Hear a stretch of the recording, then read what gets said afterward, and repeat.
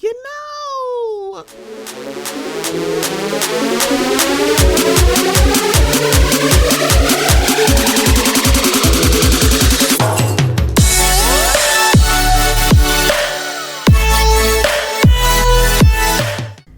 Hello, this is Stephanie, and this is the Mocha Minutes Podcast.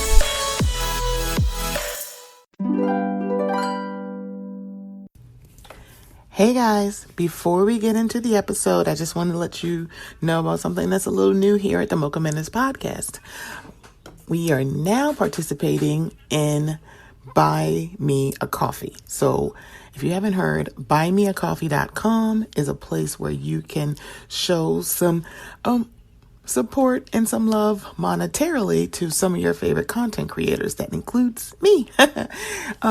So it's in the increments of either $1, $3, or $5, and you can do as many as you would like. So I just wanted to let you guys know, would love some support. So if you would go to buymeacoffee.com/Mocha Minutes, I would greatly appreciate it. It will also be in the show notes. Okay, here we go. But if by chance you're here alone, can I have a moment before I go? 'Cause I've been by myself all night long, hoping you're someone I used to know. You look like a movie. You look like a song. My God, this reminds me of when we were young. Let me photograph you in this light in case it is the last time that we might be exactly like we were before we realized we were scared of getting old and made us restless. It was just like a movie. It was just like a song. This has been a while. Hello, and welcome to the Mocha Minutes Podcast. I am Stephanie. Thank you so much for joining me. Thank you so much for hanging in with me. Thank you for realizing that it's been a long time. I shouldn't have left you without a dope beat to step to, but sometimes you just need rest. Your brain needs rest. Your body needs rest. You need to eat wontons you made from the recipe from TikTok. You need to look at funny jokes. You need people like Old Man Wade to sing you funny shit to laugh at, because, you know, shit ain't funny right now.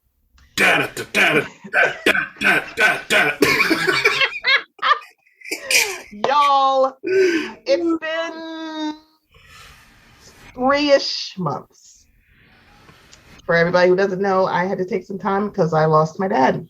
It's weird to say this out of my mouth. It's weird for me to say it because I feel like if I just say it, it feels less real than it actually is. But it still doesn't feel real, quite frankly. It doesn't. But I just had to take some time. I know it's like a few weeks off a podcast is not going to take my grief away. I'm still grieving. I will be grieving for the rest of my life, and I already know that. That's just something. I've had great people give me analogies to think of. My own therapist has given me stuff. She's basically said, you're right. The intensity is just going to slow down. It's going to decrease. Someone gave me the analogy of like a marble in a box. After a while, the box gets bigger and the marble gets smaller. Huh. Right now, it's a big ass marble in this box. And it's like, you know, it didn't come from the Amazon marketplace where they overpack your stuff. Not right now. My grief is not from the Amazon marketplace. It's like UPS flat rate box where someone stuffs everything in it because it fits in the box. Because they don't weigh it. As long as it fits. Like it fits, it ships. That's how my grief is right now. But I am joined by my good friend, damn it, Wade. Damn it, Wade. Old Man Wade is here so that I will not spend this first episode crying into a microphone. I mean, I don't Well, know. I'm not intentionally trying to make you cry, but you should also shout yourself out for knowing that like when you need time to grieve, when you need time to heal, a lot of people don't do that because it's not something that we're taught to do, especially in depending on how you are raised in the black community. You're not necessarily told that it's okay to heal. So Not at all. shout out to you for acknowledging what you needed. So like that shouldn't go unsaid. Yeah, I appreciate that because I think, yeah, because in the black community, we're told like, men, y'all better man up, nigga, man up. We don't cry, y'all don't cry. Women, we are strong black women, and from not even in my grief walk, my journey, because this is a journey. It is not a sprint. It is a cross country race. Yeah. Where it's like you call me a strong black woman, I feel insulted. I'm like, first of all, I'm a tender ass bitch. Talk to me, like. He's like, I'm a tender ass bitch. Shout out to T with Queen and Jay. I'm a tender ass bitch. Talk to me nice. My one of my homegirls who I think you and her would have a great conversation with. She does Oh. she's my I call her my twin because she's like my sister. Oh. And she said something a year ago when we talked about like just strong black women and things of that nature about how it's not necessarily something that women want to be all the time. Sometimes we want to be weak. Sometimes not me, obviously, but sometimes y'all want to be weak. Y'all want to be held. Y'all want to cry. So like saying like strong actually can add more pressure to someone when realistically they just y'all just want to be. So Yeah, because I think a lot of times, for what I found, calling a black woman strong is just an excuse for you not to support us. I'm like, well, you don't need us because you're strong. You got it. I'm like, yeah, but sometimes I don't. I can carry it, but sometimes it might be nice for somebody else to do that. So I think how I've been moving is that I have to be gentle to myself. It's like it's hard to do because you're like, I got to do this, and I'm like, yeah. I spent 4 days in bed last week, like 2 days, like 4 days, and it was like I'm not doing nothing. What'd you do? Absolutely nothing. It felt good to not do anything. At the most, I played games on my phone. That was the most. Yeah, and you should. Oh, I'm sorry. No, the most was taking a shower because it's been like discussions, and I think it's like because we're both very open about our mental health journey as well. Where like people who are like for their depression is like they're like I have no energy. I don't shower. For me, I'm the opposite. Like one day I took I think it was like I took 4 showers in one day. They're like, why are you doing it? I don't know, girl. Because it feels good. Right. It's also nice hot water. It's like, girl, I got a nice shower. I got nice shower gel. Girl, what? I like being clean. Perfect water pressure is severely underrated. Say it. Say it. Yeah. It's my God. So since the pandemic started, what I used to do, depending on the weather, was if it was cold, because I live up north, I would shower before I went to bed. So when I got up in the morning, I'd be good. But since COVID hit, my wife's immunocompromised. So when I come home, first things first, strip down, showering. Yep, yeah, get in there. And one day I don't know if I was having a great day or a shit day, but I made a playlist coming back home. Cut the playlist on, put it on shuffle. It went perfectly. Cut the water on. Water was perfect. Pressure was perfect. I was in there for like a half hour, just vibing. I was like, yo, this is it. And I haven't been able to replicate it since. Wait a minute. Sorry, Wade. Why is my microphone not on? Okay. All right. I just had to adjust it. Never mind. I was like, why does it say my microphone is not on? It is. Okay. We're good. We're fine. Shenanigans! No, it was good because I was like, I see the light, but I don't see because like if you look on Zoom at the bottom, you can see it moving. I'm like, why it look like it's not really moving? Oh, mine doesn't. It's funny because I record on Audacity, so I don't really have the and I almost. Yeah, because I was like, it's not moving. Why is that?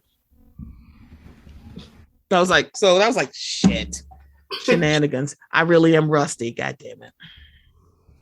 But the thing about it is that there is a microphone in my webcam So it's probably going to sound like, yeah. So y'all, when you're listening, because I'm like, Cook, I ain't editing shit. I'm kidding. I might. I'm just kidding.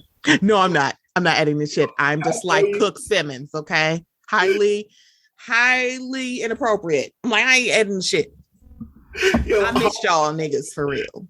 Yo, Holly be like, yo, send me the audio. I'm like, yeah, but you take like a week when I need this shit out tomorrow.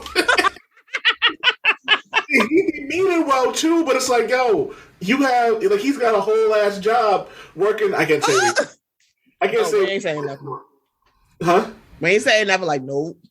Yeah. He gets a check. Mind your business. Yeah, he gets a full ass check, and I'm like, yo, you actually legitimately do shit that like saves the world. So I can't really be like, yo, I need this shit. Where's my shit? Where's my shit? I can't be doing that. So you know. I'm sorry, that just makes me laugh. I don't know why that does. like, you got a job, bitch. What am I going to say? Like, well, you know what? You're right. My ass been out on workman's comp since fucking January. So. Oh goodness. Whole ass surgery. Oh my gosh. And I sound like my grandfather. Like, you're fairly middling. They're like, what does that mean? I asked them. I still don't know what it means. Somebody country grandmama, dude, they gonna ask somebody listening, glance that country grandmama, like, oh, this what it mean. Yo, okay. I got a funny ass country story for you. So you know my real last name. Mm-hmm. So, but before that, my grandmother's name was Bryant. Bryant. Oh, okay. We were having a conversation because me and my grandmother be talking. Like we could sit and talk for like hours. Right. So she was telling me she was looking for her mother's birth certificate. And she was looking under Bryant. So she was like, she couldn't find her mother's name under Bryant. So come to find out that that's not her last name. She's so Southern that they could just change the shit and go. Would you like to know what her name was? What do you mean they could change it and go? This like deep. My grandmother used to say like she's so deep south that she's eating roadkill. Okay, all right. So her original her mother's last name was Rump. Like Rump Shaker. Yes, and here's the funny thing about that is. I kid you not, all the men on my mother's side of the family all have big asses. It's just the way we're built. Even when I was skinny, remind me to take pictures of when I was skinny and I had this ass. It was ridiculous. Y'all had wagons dragging? When I played basketball, like it was funny because I love playing on away games more than I did home games because I used to get the cheerleaders involved, and I was like slim, big shoulders, 6-pack. You know what I mean? Looking damn good. And so the cheerleaders, I used to run up the court and wink and blow kisses at the cheerleaders, and I was a whole ass. I was a whole ass. Let's talk about Wade's slutty times. Slutty times at Ridgemont High. That's what you said. Oh God. Hopefully, you can get my wife on the show. She'll tell you. She still calls me a hoe. Wait a minute, not F-Boy Blues. That sounds like one of them hood. That I love, by the way. I was a hoe. I was well aware of it. I didn't try to hide it. Hoe is life. Living your wholeness. That's all I got to say. But I ain't gonna tell you what to do. I never had a one night stand though. That's interesting. You're a classy hoe then. I did. No, I wasn't. I fucked a 0. On a scale of 1 to 10, I banged a 0. But I just don't trust people. I don't trust someone to go to their house, and I don't want them to come to my house. Oh, okay. I'm cool. Okay. All right. You know what? That totally makes sense to me. Wade, you got a game for us. This is fun. I like games. This is basically a simple game of either or. I will give you 2 characters that you would like to sleep with.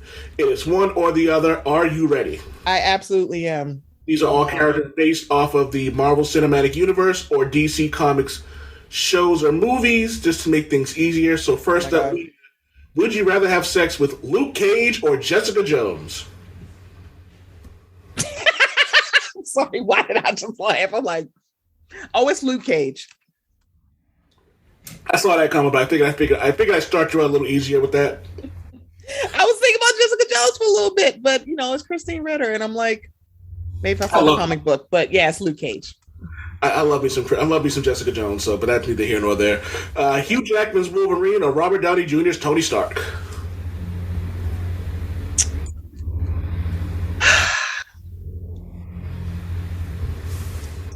Tony Stark. That nigga rich. I thought that was so money. I could get a gift bag. Can you imagine him being like a Derek Jeter?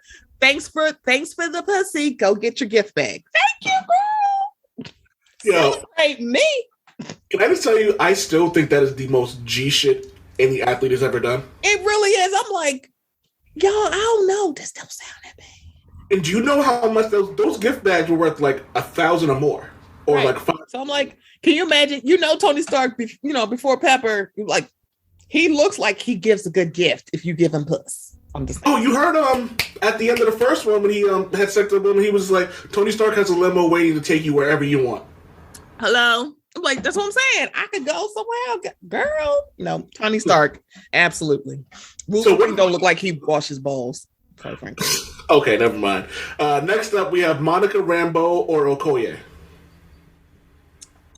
God damn it, really? So for me, it's Monica Rambeau. It's the hair. It's that big natural hair and I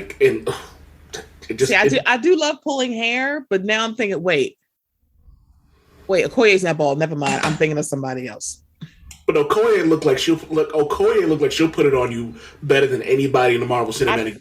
I feel like seriously, she would be like, hold on, let me go get my strap. I'd be like, yes, ma'am. I'm sorry, it's Okoye for me. She gives off the vibe, and I'm like, you know what, you're right. Let me find out Okoye got a vibranium strap. You know it is. They are in Wakanda. They are more advanced than us. Yeah, I'm really about to. I'm tagging you on Facebook, and I'm also going to say it's vibranium strap on. I'm just saying, I live in my truth. TRUF, truth. I think I know where we're going to go with this, but I'll ask anyway. Henry Cavill's Superman or Ben Affleck's Batman? You know it. You know I'm ready to bag Cavill. Yeah. I want to bang on his gavel. I'm like, girl, see, that's the thing. I don't know. It's like, I'm like, he is a snooze as Batman, but I'm like, is that just because? No, because I like Batman as a character. It's just like, every time I'm like, I don't see Batman, I see Ben Affleck. I do not see Bruce Wayne, I see Ben Affleck. That's weird. Because when I look at Michael Keaton, I see Batman. Yeah. I'm like, I don't. It's like, and the bad part about it is, his turn as Batman is not totally his fault. If y'all remember, me and Wade did talk about Batman. I'm like, I didn't even put him on the list because I literally forgot. I mean, that he was, but I also, like, I like Ben Affleck. And I think that he's just, I think he's the best live action Batman. I think we've had this convo before. I think you did say that. I think you did. Go back and listen to the episode. Oh, also, I'm mad I can't remember the name who did the animated series. Kevin Conroy. Kevin Conroy. I was unaware that he was gay. You're the second person that I've seen. Some dude that I follow on TikTok said the same thing. I had no idea, and I was like, okay, so why did I know that? I don't know, but let me just tell you this. I knew that. I'm like, I knew that, and I'm trying to figure out why I knew that. I just laugh at all the fanboys who now have. How dare you? Yup. How dare you enjoy your life as yourself? It was like, I hate to break it to you, but there's a lot of people who like comic books who also like the same gender or no gender. They may be pan. Like that's so weird that it's like, or asexual. Right. It's like, you do realize that's being straight is not a prerequisite in liking certain things, but y'all are super weird. But don't say y'all are exclusive. Don't say that y'all exclude people, because you're like, how dare you? I'm going to say it again the way my co-host and brother said, Super Okabe. He goes, if it weren't for these stupid gender norms, everybody would be pansexual. Hello. It's like, y'all don't want us to have this conversation because you don't want us to have this conversation. Oh, to go a little further, I did an episode called "Everybody's a Little Queer" because my co-host, we were talking about that. She goes, she feels that everybody's a little bit queer. I think people are. It's like, it depends on like where you are on the spectrum. Sometimes I'm like 10% and sometimes I'm 27. Sometimes I don't know why I got to that. I don't know. Because I'd be like, no. Yeah, she could. Like, I'm a straight man, but if Ryan Reynolds is in front of me and bends over, well. I'm just saying, it's that one person and you're like, but I thought you were straight. I am. How and ever. Per my last email. Bitch. Okay. There's a part of me that's just like, nope, half at it. So I added this next one specifically because of what your Twitter handle used to say. Shang-Chi or Killmonger? Oh, fuck you. So, see, that's the thing. You know what? If I'm going by that racist comic book that Simu Leo is like, fuck y'all, I'm not doing that. I'm like, you better get it. You better tell them. But it's Killmonger, and I love Simu. See, that's the thing. I'm like, I love Simu Liu, but if you want me to go against Shang-Chi from the comic books, it's like, oh no, it's Killmonger. But now I don't know because Killmonger looked different in the comic book. Can it just be both? Can we just have a train? This is all straight from the movies. So it's from the movies. Ooh, yeah, it's Killmonger. So, it's not. No, because he would just let me get killed. Fuck you. Shang-Chi. No, Shang-Chi will protect my ass. Killmonger be like, well, bitch, I got something to do. You know what, you raggedy. Have you let that little light-skinned lady get killed? I was waiting for you to acknowledge that. I was like, wait, the movie's fuck this? It's Shang-Chi? Yo, I saw the greatest meme like a day or two after the Black Panther movie came out. It was a picture of Killmonger and it said "rib for your pleasure." Because it was just kind of like, what is this? What is this for? Don't matter, because I'm sorry, Michael B. Jordan is a whole snack. And he's like, you know what, y'all? For the last 2 years, I've been with a whole black woman because y'all used to say, I'm like, so we're only basing on what you was a fine ass black woman at that. I'm like, I'm so sorry. But like, I can't believe you with Lori Harvey. I can't believe he's not with what, like, girl, what are we doing? I can't believe they both kept each other together. I'm just saying, I'm like, hello, we need to learn from Lori Harvey, because how did she escape Future without being pregnant? Because she's never mind. It's like, let me tell you something. She's like, I'm gonna need you to just lock this down because he don't like to wear condoms, and he want to have, when he flat out said, I've never had 2 children with more than one woman. I'm like, y'all, he is giving you a whole stadium full of red flags and say, oh yeah, well, I'm going to get married so I can have children with my wife. I'm sorry, do you? What? I'm sorry. I couldn't be your wife because I'm sorry. I would find a way to get you fixed for real. So, you know what really bugs me? Well, you know, we can talk about that when we get to one of our other, one of your subjects. Thanos or Deadpool? Thanos. Fuck Deadpool. I'm sorry. You know what? See. You know I got a whole ass, like, Deadpool tattoo, right? You do. Is this the movie or the comic book? Okay. Oh, it's just the movie. This is all cinematic and...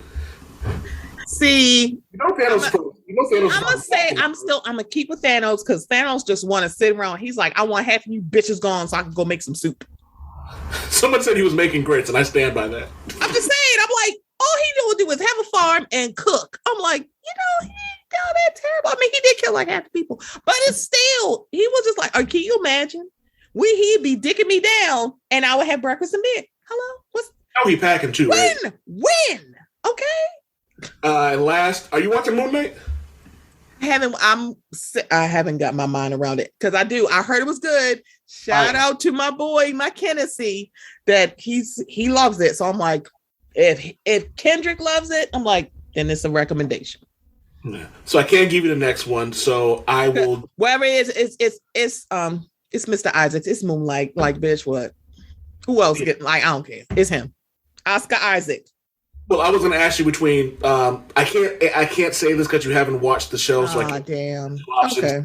So damn it. What else you got? That was it. That's all I had. Like, we got somebody else. I'm like, yeah, because I haven't watched that. if you want, like I was telling Charmaine asked me to do a game for her, so I can do these. Like these have become. See, that's the thing. I think one Charmaine Manny Main, my Charmaine boo is like, oh, she definitely would kill this, and I know she is because. I don't want nobody write me up like, so you mean to say I said what the fuck I said? I'm like, how you not gonna pick Killmonger? Did you watch the movie? So what I'm gonna do is when we actually do the Auntie cast, which I can't wait to do. I can't wait to do this. I'm gonna do a whole ass like either or. That's gonna be the entire show. It's just you two. That'd be great. She'll be like, Stephanie. I'm like, what? And don't let it be a white dude because her means be like, no, not the white dude, because she don't do that. And I'm like, and I think it's funny.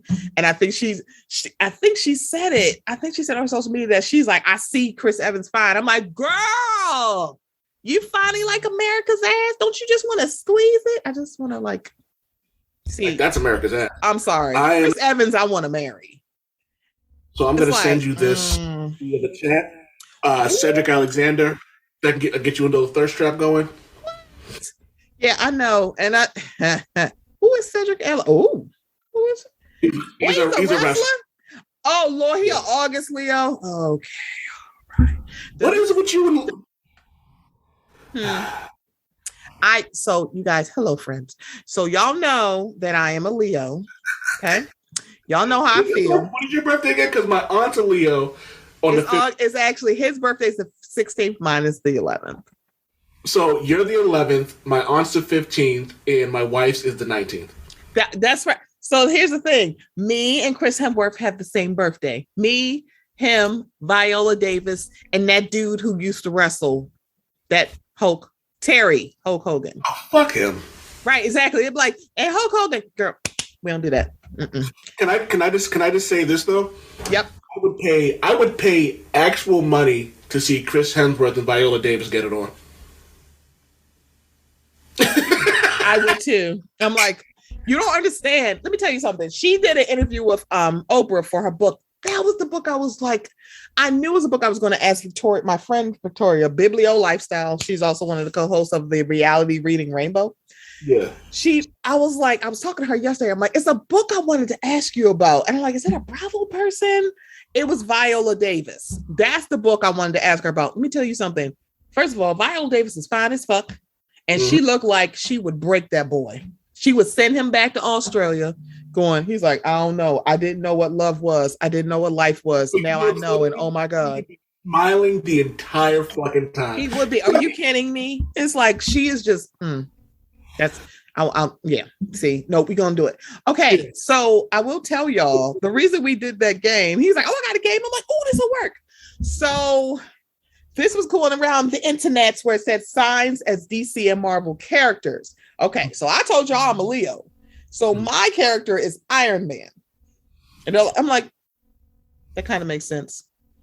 Aries being a Hulk is extremely funny to me. Okay. So I'm not.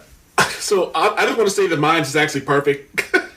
Wait a minute. So wait, what is your sign again? We'll get to it. But so can you do me a favor? Uh-huh. Can you break down because I'm sort of I know some astrology, but like it like I know with some people it differs person to person. So when you break down, when you name the character, can you tell me what their sign actually entails? Like, what is an Aries? Okay. What's their thing? So Aries is like me, Leo and Sagittarius. They are fire signs. They are very, from what I know, and Taria, let me tell you something.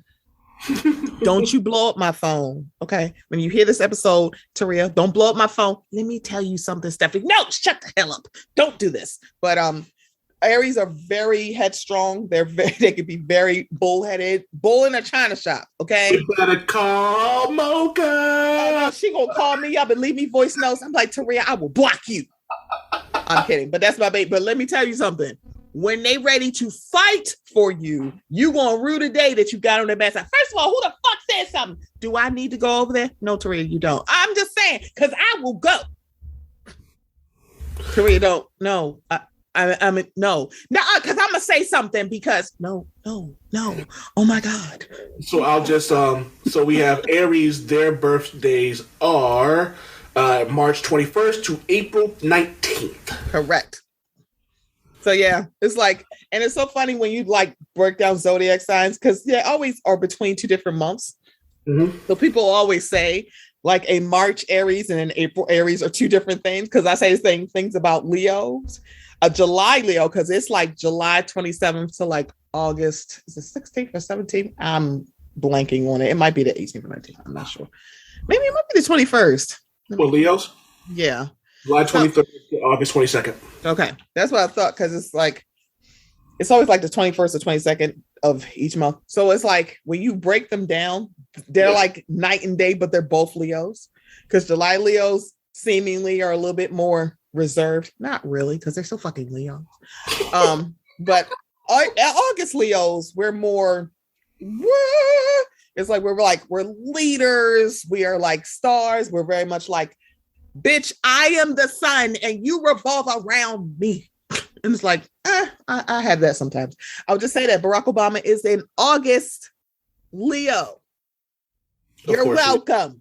Of course he is. You're welcome, bitch. Viola Davis. Stephanie is an August Leo. I would just like to say that when people talk about like, I don't want to date my own sign, I am like that. I'm like, I'm sorry, he's a what? No. I'm sorry. No. And then I look at like where they say compatible, and I'm like, no, that's most sense because the thing about it is some of my favorite people are fire signs, but also air signs, like a Libra.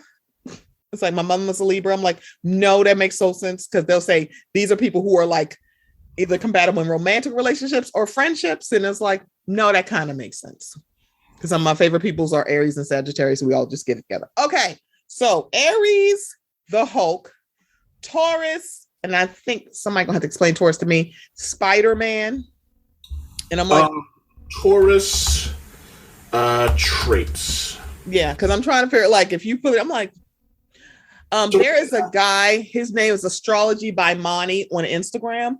I love his videos, so he probably could like figure this out. Like, oh, this is the reason why. I mean, I got the power of Google, so yeah. So like, what are the traits of Taurus? Tauruses have a regal quality about them. They are graceful and diligent laborers. They can be stubborn, bullheaded, and set in their ways, but they are also great listeners and very dependable. Tauruses can absolutely go on forever. Does that sound like Spider-Man? That sounds like some sex shit. And they can go on forever. Right. It's like, but does this read Spider-Man to you though? It does. It absolutely does. Okay. So this one, I only need you to look it up, but it's like, yeah, no, this makes sense. Gemini, Joker. I'm like, nope. That totally makes sense to me. Cancer is Superman. And yeah, that makes sense to me too. Because there's a part of Superman that you just love. And there's part of me like, if you don't shut the hell up, I wish I could punch you in the face, but I'll break my own fucking hand because I want to punch you in the face. Because you get on my goddamn nerves. Your perfect ass. Get on my face. Virgo, Thor, and I'm like, that kind of. So on the appearance, Virgos are humble, self-effacing, industrial, and practical. But under the surface, they are frequently natural, kind, sympathetic, as befits their zodiac sign. Virgoans, really? Okay. Mm-hmm. Virgoans are methodical and quick thinkers. Mm-hmm. They have so much mental energy that they are frequently stressed and tense. That's not Thor on any conceivable level. That's why I was like, I don't know. So Libra, Catwoman. I know a few Libras. I can kind of see that. All right, Libras are extroverted, cozy, and friendly people. Librans, like the scales and the symbols of the sign, are often concerned about the balance. Yep, attaining balance, harmony, peace, and justice in the world. With their vast stores of charm, intelligence, frankness, persuade. Yeah, that's Catwoman. 1,000. See? Scorpio. And now we come to me. My daddy was a Scorpio too. Deadpool. Scorpios are famously discreet and even secretive, with an air of mystery around them. Other personality traits include fearlessness, boldness, thanks to Mars, passion, creativity, and fierce loyalty. Actually, if you know Deadpool, the comic book character, all of those are 1,000% true. But not, you think it wasn't relayed in the movie? It actually kind of was. One of the things I did love about the Deadpool movie is his passion.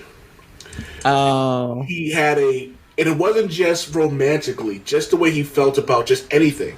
It's kind of the way I am. I go hard to go home. It's Okay. just what'll be. Here's a perfect example. I go on other people's shows, and sometimes my wife will be there, and she'll text me. She'll go, "You're taking over the show. This is not the Old Man Wade show." And I go, and it's funny, and I know that I do it, but it's not intentional. It's just like it's not. It's like that's just how I am. I just go. So it happens. That's it. So honest to Odin, it's just been. I get it though. So honestly, I also know that Scorpios get a bad rep for being stubborn, which we are, naturally angry, which we are. Those are the two that I always hear. Whenever someone, you'll appreciate this. Whenever someone talks about Scorpios and I go, "Oh, like, what's on you?" I go, "Scorpio." They go, And I'm like, "The fuck does that mean?" Sometimes it's good, sometimes it's bad. They're like, they're stubborn as fuck. It's like I had my dad. So that's the thing. My dad always, because people always thought that sometimes it's like, my father's probably one of the nicest people everybody want.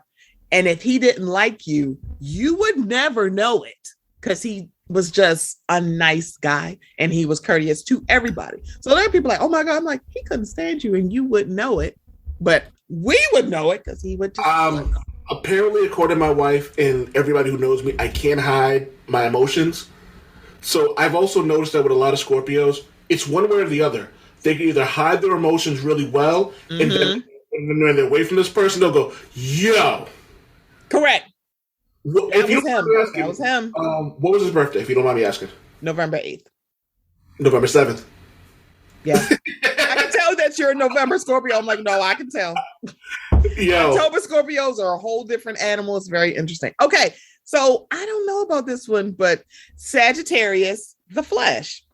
Hold on, look up Sagittarius traits. And it's like, shout out to Cook, because my cookie pop is a December Sag, and I fucks with December Sages. My homegirl Beverly, shout out to her. She's a Sag, and a Sagittarius values independence and the ability to do what they want when they want, above all else. They are adventurers, risk takers, and have a sharp business and sports mentality. Sagittarius natives are known for their emotional intelligence, which helps them connect with others. A lot of this, that's the Flash. A lot of it does. He's an adventurer. He is a risk taker, which is why he's fucked up the timeline a bunch of time. I don't know about the sharp business. I guess you could say sports mentality just because he's a runner, I guess. And he's master the speed force and all that. So I guess that makes sense. He's emotional. I don't know if he has a tendency to be too emotional, so I don't know if that's emotional intelligence. But he does. That's what I thought. It's like maybe but he does have an emotion.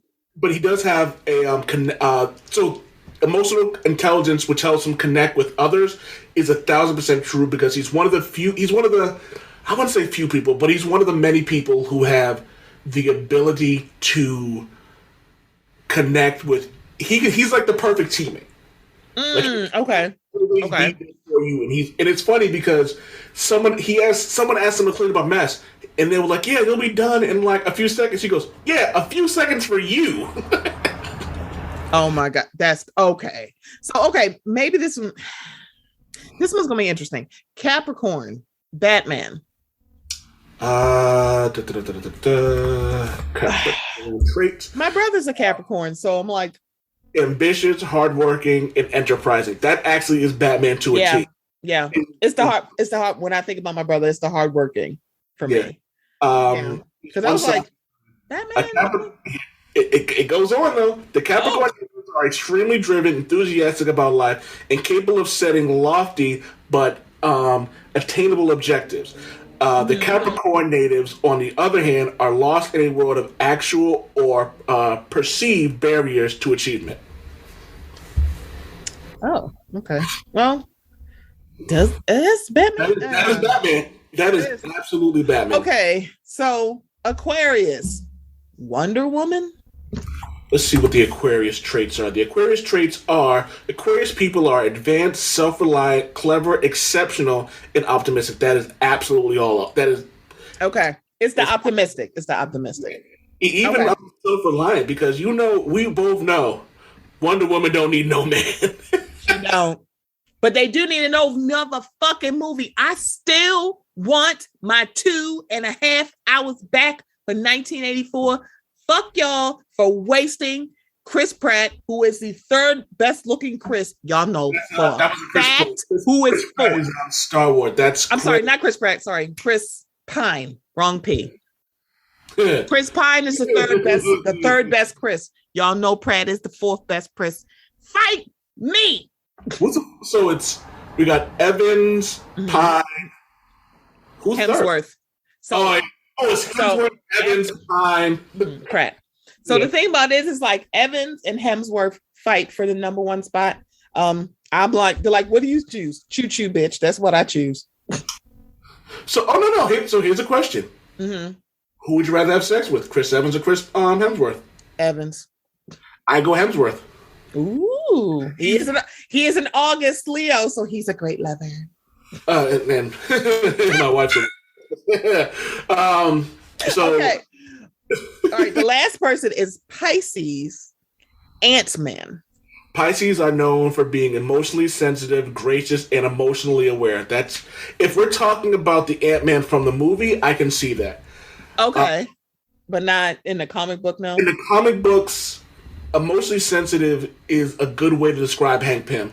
He's always felt that he's been underrated and looked at as somebody who doesn't get the respect he deserves, so he's absolutely emotionally sensitive. He's gracious when he does get the compliments, but he's not emotionally aware on any level. He's very aware when it's all said and done. Pisces characters are regarded for being among the most sympathetic of the zodiac signs, and they will go to great lengths to ensure the happiness of those around them. They're also creative and imaginative. The last part, creative and imaginative, I can absolutely see Hank Pym being. Okay. I don't think I've ever asked you this. Do you think Paul Rudd is a great Ant-Man? Was he a great choice for him? He was a great choice for a character that no one gives a shit about. You know what? We're just gonna put a button in that because look, we don't really slander Paul Rudd like that. The man. But I do get it because I will say I can't believe I'm admitting this on the microphone. I have never seen the first Ant-Man, but I watched Ant-Man and the Wasp, and a part of me is like, don't I need to watch this? I mean, I guess not. I mean, I don't know. I mean, I could always go back and watch it. It's on Disney Plus. You don't need to watch the first one to get the second one. And trust and believe. I didn't because it's like I loved it. It was like. So trust me, I tell you, there is no Paul Rudd slander. I am a Paul Rudd fan. Me and the wife slander Josh. Okay, we don't slander him. What was it? We watched Ghostbusters Afterlife over the weekend. How was that? I loved it. I absolutely loved it. Yeah. I absolutely loved it. I like Paul Rudd. Paul Rudd is fun. It's fun. But Scott Lang, no one gives a shit about Scott Lang. He's boring. But if like he put it like this. Paul Rudd's Ant-Man is the exact opposite of the comic book Scott Lang. Okay. It's like they combine two Ant-Mans to make a character that is a very Disney movie. Okay. Now I'm wondering if I need to go back. Mind you, I think when I would like watch Ant-Man and Wasp, like the whole move to Disney Plus hadn't happened yet, so everything wasn't there yet, so it was still Netflix. And I was like, do I need to go back watch? And I never just went back. See how that works, y'all. Yes, see everybody who's like different zodiac. Don't be coming for me, okay? Okay. Don't come for me, old man Wade. Come find me. Okay, so let's do some stuff low key. So Mike Seaver, aka Kirk Cameron, he does a lot of talking. He does. He loves the Jesus. Let me just say this: I love the Jesus too. I just am not a racist, xenophobic, homophobic piece of shit. Okay, I'm not going to try to not slander too many people. But is he racist? I don't know that. Yeah. I'm gonna say this. I don't think he is. I just wouldn't put it past him. Is that bad? No. Okay. I get it. So it's your damn show. You do. Oh, I can't wait till we get into the commas. Is what I'm calling them. So Kirk Cameron criticizes education in the United States in his documentary, who's reading like this, Homeschool Awakening. Kirk Cameron released a documentary called Homeschool Awakening. I don't know why they're spelling it wrong in this article. I love it though, because it's shady as hell, where he criticizes education in U.S. schools, calling it inaccurate and immoral. Cameron gives a strong point of view about the way children are educated in school. The actor recommends that children could be better educated at home. The freedom we had was so worth the small sacrifice it was to teach the kids, one mother explains in the trailer. Now, 12 years later, I realized it wasn't a sacrifice. It was a total gift. One of the first of the documentary is to remove the taboo that homeschooling is bad and the people who do it are rare and underdeveloped compared to people who are taught in a regular school. Cameron has said that in the public system, unfortunately, does not work with the people, but against them. In his opinion, the public school is America's number one enemy. The actor recommends taking the reins of education because whoever has control of the textbooks control the future. Okay, so here's the synopsis. Families across the nation are experiencing the homeschool awakening, taking advantage of the freedom and opportunities for self-discovery with the world as their classroom. Join award-winning, y'all ain't saying what an award, actor Kirk Cameron as he dives into the adventures of dynamic American families on a mission to put fun and faith back into learning. The Homeschool Awakening explores the ins, outs, and honest answers to homeschooling's most frequently asked questions, because somebody apparently asked. No one asked that. No one asked that. So this is why I said I wouldn't put it past them, because he's not saying what part are they like getting it wrong.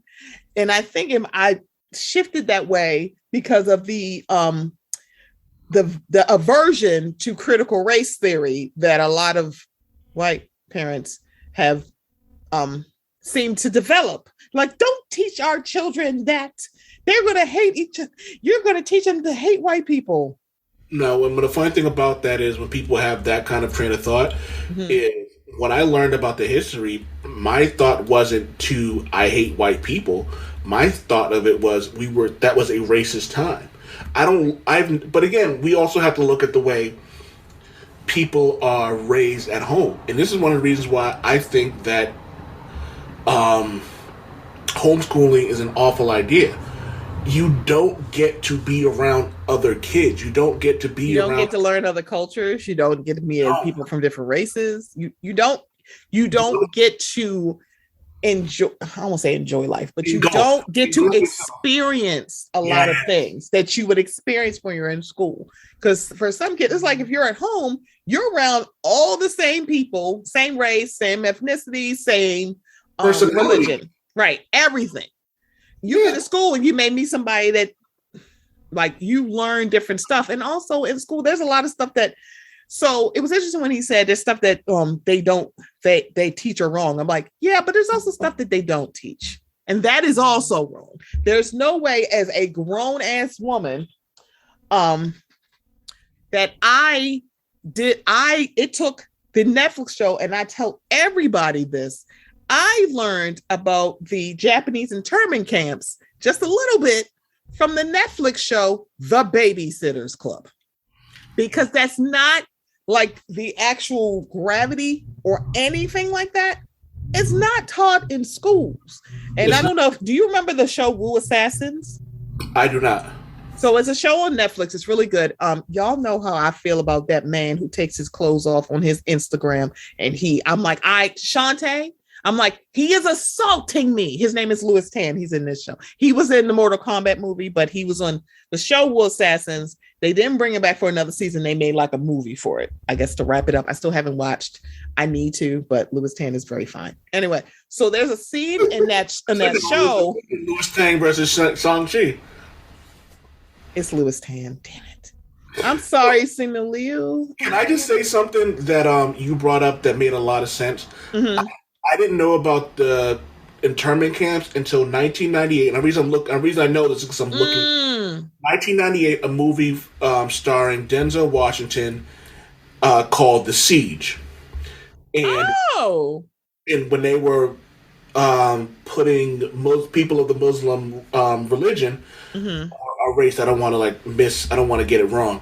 And it was like explaining like this was something that happened before. And this is a movie I saw with my grandmother. And shout out to my grandmother. It's one of the reasons I have this different view on the world that I do. Because we used to go see movies. It wasn't like we would go see the movies had to have killing, cutting, or comedy. The 3 C's. Okay. 2 C's and a K. But she would also they're probably like, excuse me, Wade. I'm like, go ahead. But she would also take me to these movies that would help enlighten me. This is one of the movies we went to go see.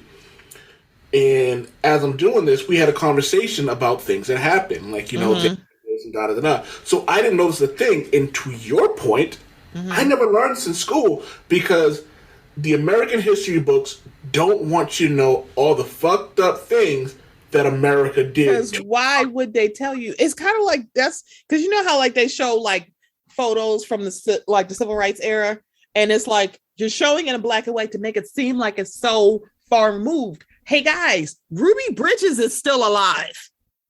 She's still alive right now. And she's in her 60s. And we're just kind of like, because it's black and white, y'all think it's so long ago.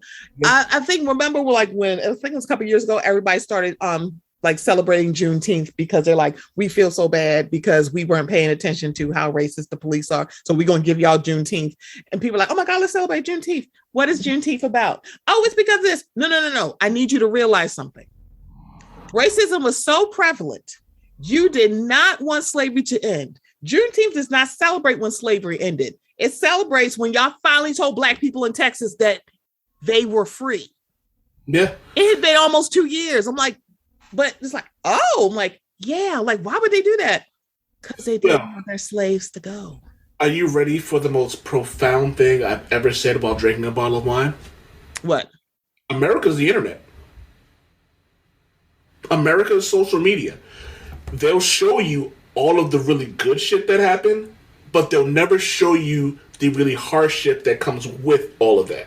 Correct. That's really what it comes down to. Is America a country I love? You know what I mean? To quote Chris Rock, America is the uncle that touched you when you were 7, but then paid for your college. Ew. Yeah, that's exactly how I feel. And so rough when you hear it, y'all. Trigger warning. It's just rough. The thing about it, I think that's really interesting because when you ask Black people, do you love America? I'm like, if I didn't, it'd be burnt to the ground by now. And you think about what in the history of America, why would Black people, any person of color, love it? Like, well, he's like, let's be very clear. Any rights that we have, please believe y'all didn't just give it to us because you were nice. We had to fight for it. Imagine being an indigenous person. Indigenous meaning that this is where your people came from. You didn't give them the right to vote until 10 years after you gave it to us. And it was supposed to be people of color, but it's supposed to be colored people, but just like, just the Black people. I'm like, so there's other people of color. Because, indigenous people were after us, Hispanic and Latino people were also after us. But it was supposed to be everybody, right? See how that worked? People still had to fight. You didn't just give it to us because you like us. We had to get on y'all fucking nerves. Or it was like, we're not going to stop until give us what we want and we'll go away. It was literally, we've all seen the business shows and movies where the lawyer goes, it's cheaper to do XYZ than ABC. Mm-hmm. That's what it came down to. Pretty much. And that leads us back to Juneteenth, and it leads us back to Kirk Cameron. It's not like, what are they not teaching you? Like, it's immoral. Oh, I guess science, because that's how it's like he's a evangelical Christian. Here's the thing. There's nothing wrong with being that. It is thinking that you are on the same level of God is where I have an actual issue. I'm like, I'm doing this. I'm like, you're doing it for yourself. Let's be very clear. You're not doing this for God. God don't need you to do nothing. He's like, He created everything. He don't need you to go. Like, girl, what are you talking about? Kirk Cameron, be quiet. I'm like, the fact that I'm like, there's a book series called Left Behind. I did read it. I never saw those movies because one, y'all made him the star and his character was not the star of this series. I'm like, so first of all, F y'all for messing up this book series. Okay? Just want to let y'all know it's terrible, terrible, terrible, terrible. I'm sorry, anybody who worked on that film, but yes, it was terrible. Kirk Cameron is just same shit. He's like, oh no, don't leave my little man alone. I have a lot of issues with Kirk Franklin. Making an ass on my show, but I will give you the. Oh Lord! But long story lesson. This is one of the reasons why me and my wife talk about something, and I feel like Borat, my wife, every time I bring her up. But we have these conversations that get really deep into a lot of stuff, and we've talked about school and college and stuff like that. And college shouldn't be as expensive as it is unless you're doing something like in the medical field, in the science field, construction, or things that involve a particular skill. It's like trade schools, for example. Okay. You wouldn't want an architect who was just like, I'm going to pay $20 to become an architect. No, if you want to become an architect, you should be spending top dollars. You want to be a doctor or a nurse, you should be paying top dollar for this shit. Another thing that comes with education in college. Wait a minute, what does that have to do with Kirk Franklin? I'm getting to that. Oh, I was like, wait. One thing that comes with education is something we mentioned earlier. A lot of people who are homeschooled don't get to meet other races until they move in with these people in colleges. Okay.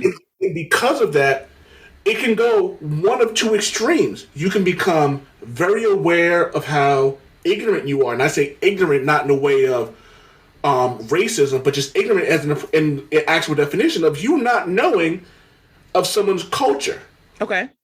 Or you could be completely oblivious and stay that way and become a hate monger because what you've been told for so long is absolutely wrong. And that's another one of the reasons I have such an issue with homeschooling is because, to your point, it's very biased. It's very base. Okay, wait a minute. Wait, question. What does that have to do with Kirk Franklin? Oh, Kirk Franklin. Oh, no. I'm just talking. I'm sitting here like, what does that? He was like, what does that have to do with Kirk Franklin? Think Kirk Franklin's a hypocrite. I just think Kirk Franklin's a hypocrite. That's all that is. But like, it's so funny. I'm sitting here like, I was wondering. I'm like, am I explaining myself? It's like you're like, wait, no, yes. So you're right. See, I'm back. I'm back on my car is back on the road with you. It took us. It was over at the rest stop. Going, I don't know what he's talking about. We gonna get there. It's fine. It was so funny. I was like, what is this? He's talking about Kirk. I was like, he's talking about Kirk Cameron. Yeah. So what happens when I mess up a Chris? I'm like, shit, no, fuck that. It's Pine. Damn it. Yeah, like so. But to your point, about the homeschooling. It's like the thing about it's kind of like if your child, because there are people who have mental health issues and they can't be around people. That's not. I'm like, I just want to let y'all know that's not who we're talking about. Whereas like a school environment may not be conducive to them learning because of their own issues. We're not talking about people like that. I just want to let y'all know that is not what we're saying. Because there's some people, it's like they may not be able to be conducive, especially in the public school system, where it's like it's a large class. It might be 20, 30 kids and one teacher and maybe a teacher's aide. Then it might work, but may not be conducive for so they can learn and be educated. Those are not people we're talking about. At all. You're just saying, I'm going to yank you out of school because they're telling you that there is science and there are cells and electrons. Nope, I'm right. And neutrons and all of this. And you will like, no, those are who we're talking about. We're not talking about people who literally mentally could not be conducive in that kind of environment. And they don't have the financial means to be in like a charter school or like a magnet school that's like $40,000 a semester. 1,000. I might be hyperbolic with the number, but please know those schools aren't free and some people just cannot afford it. So it's kind of like, so I feel like I'm putting a disclaimer. That's not who we talking about, y'all. I just want to let y'all know. Kirk Cameron needs to be stopped. That's another thing that that's an issue with religion. I'm not religion, excuse me, schooling. It's like, why isn't all schooling equal? That's another problem. Or something called left behind. They're like, what the hell does that mean? It's like or people like teachers who teach to the test and not educating. I'm like, so teaching to a test and educating are two different things. Can you do me a favor? Write that down and let me know when we're not recording so I can have a full ass conversation with you about that. I will talk about that later. But it's also one of the reasons I went to summer school once. And the only reason I went to summer school, it had nothing to do with me not understanding the material. Mm-hmm. I don't do busy work. If you're gonna, 10 minutes before the class is over, you're just gonna put the answers on the board. I'm not doing that shit. I'll just fucking leave early. I remember going to summer school, and my summer school teacher was like, if I ever see you in here again, I'm gonna have the teacher fail you. Because I knew all the stuff. I just didn't want to do the didn't have the attention span. Oh, I had the attention span. I just wasn't fucking doing it. I was like, I'm not doing busy work. I'm here to learn. Oh, okay. I'm not here to copy some shit down. Yeah, I wrote that down. Put a pin in it, Stephanie. It's some other stuff about Valkyrie, and we'll talk about it after. Okay. But anyway, all right. Sorry. Let's go. Let's do a couple more stories. Mid-key. So Ebro, I don't know if y'all know this. I know I haven't been on the mic in a while, but Megan Thee Stallion, a couple of years ago, got shot at and had bullet fragments in her foot. She's a whole Black woman. And allegedly, the person who shot at her or shot towards her, I guess we got to use that phrasing, is a whole Black man. And at first, Mr. Ebro, he is, if you know him, he has a show. He works up in New York. He was very much like, why are we not protecting Black women? Why are we not doing all this? Why are we not saying all this? Him. On his latest episode of his Apple Music show, he has decided to change course. He is from Hot 97, y'all. I think he goes by DJ Ebro. Yeah. So Hot 97 radio personality Ebro Darden, that's his last name. So Ebro is his real name. I really did not know that. Like, I thought that was just his nickname. I don't know. I'm so used to people. Thinks there is a world where people should feel bad for Tory Lanez for allegedly shooting Megan Thee Stallion, as well as have the same thoughts for her.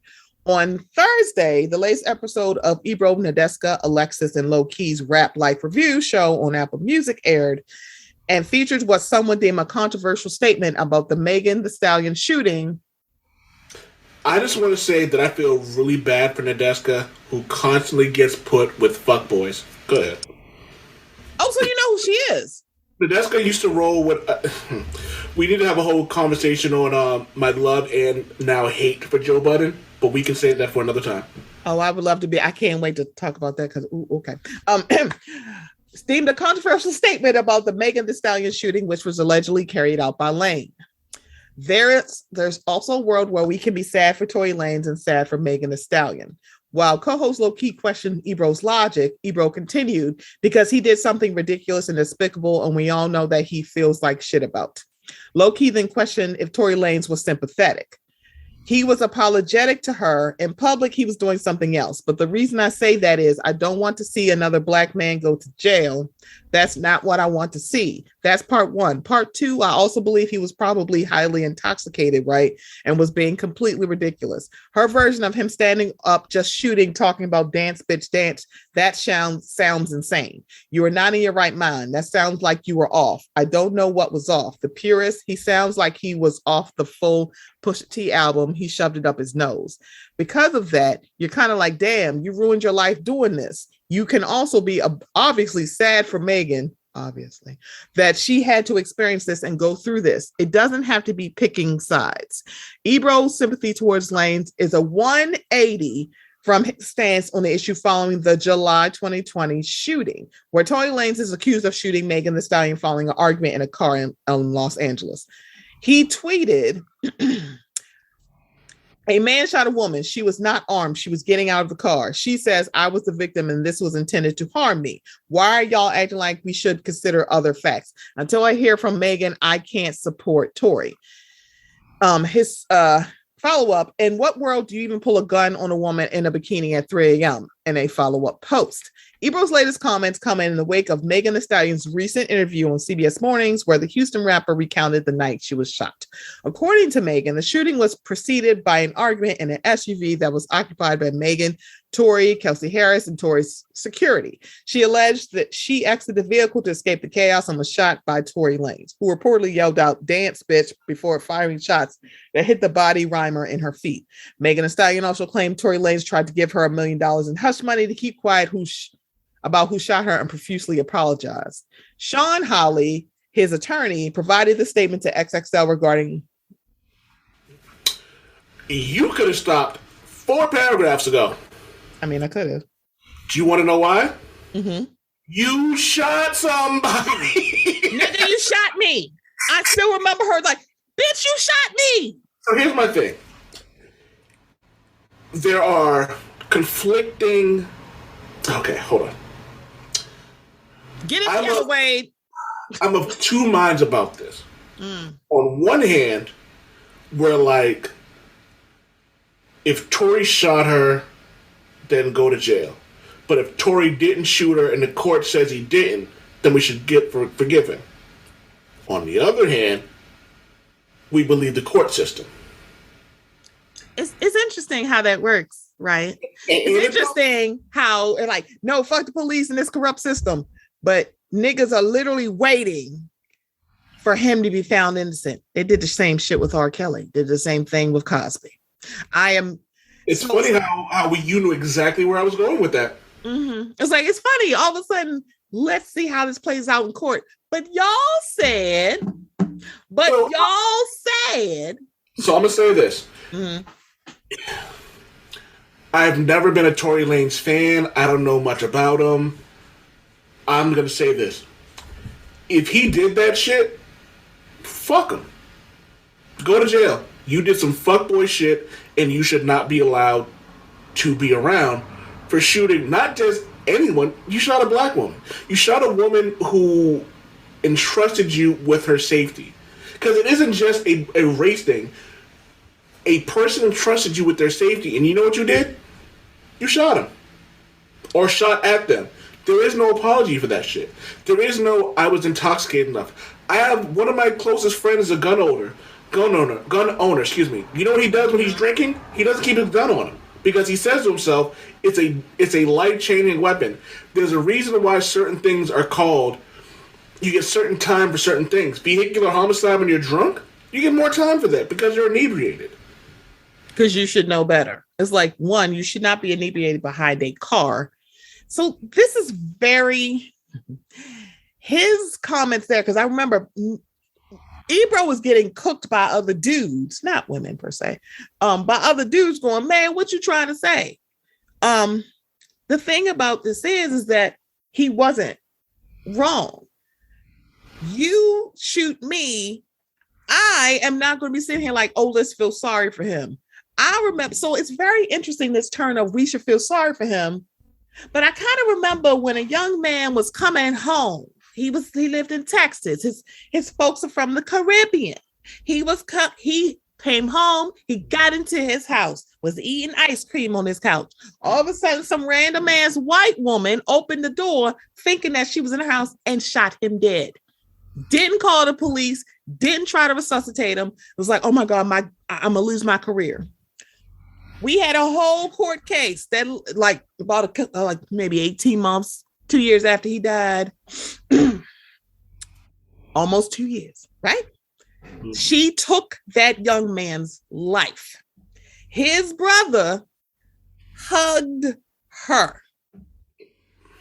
I remember that. Them same niggas was saying, how dare you hug that white woman that shot and killed that black man? Now, some of the same niggas who were saying that Or like, Ebro got a point. No, he don't. He don't have no fucking point.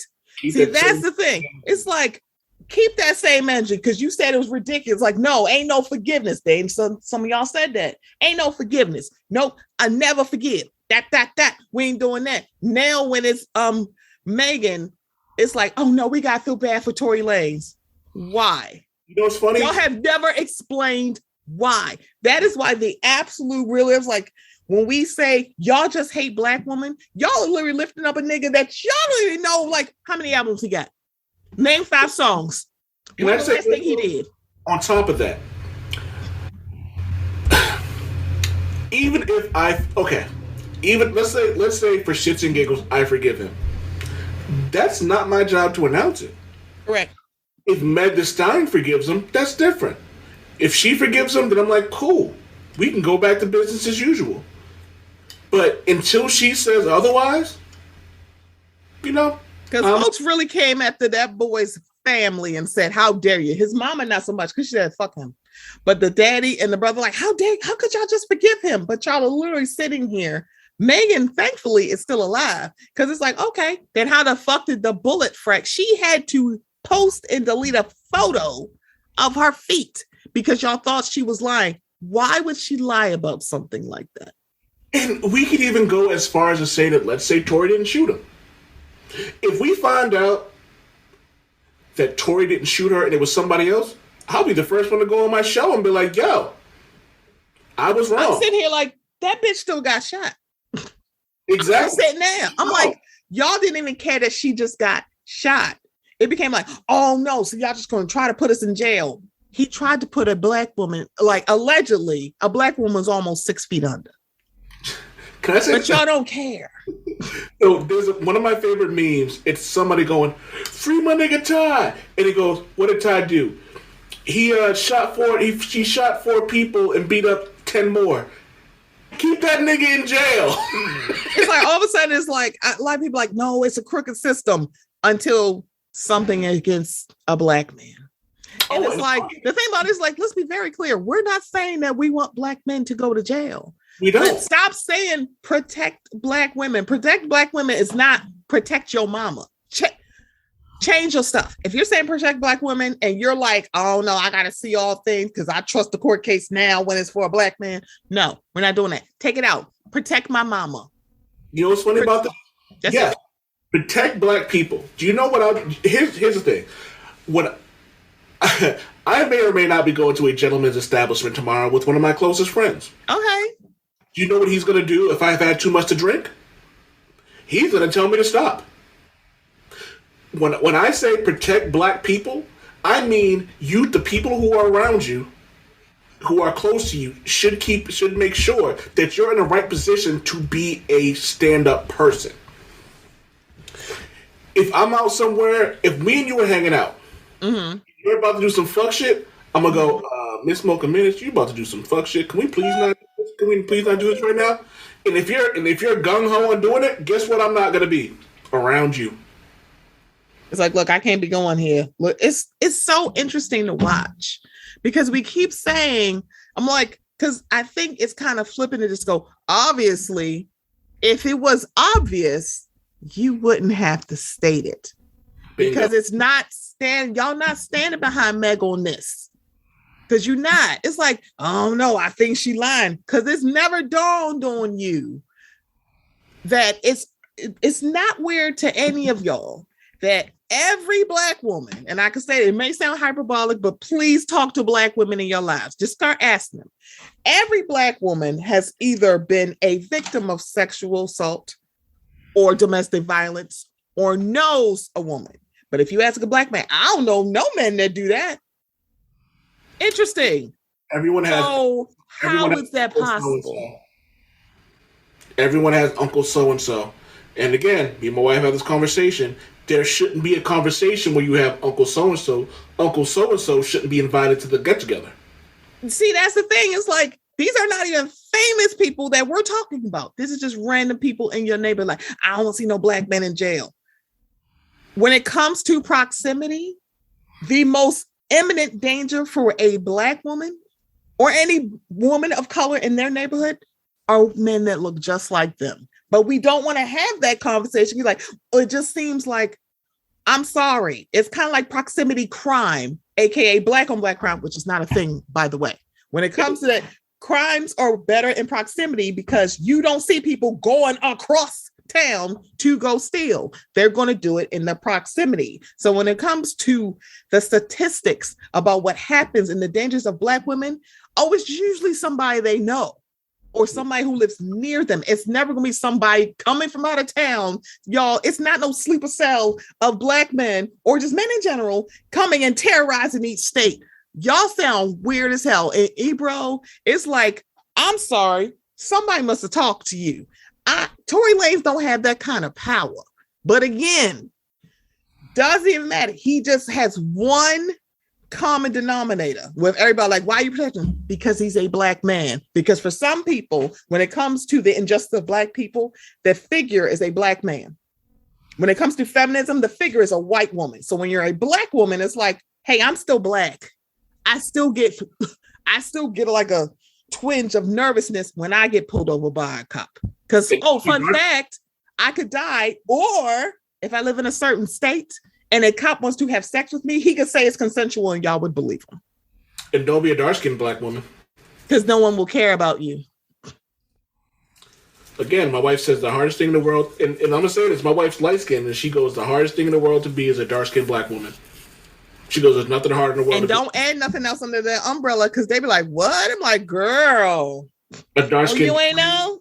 A dark-skinned trans woman, a dark-skinned gay woman, a dark-skinned androgynous woman. Like, it's just disabled. It's like add another intersection and see what happens, and you'll hear stories. Yep. Let's talk about some white people. And this is why I come on the show.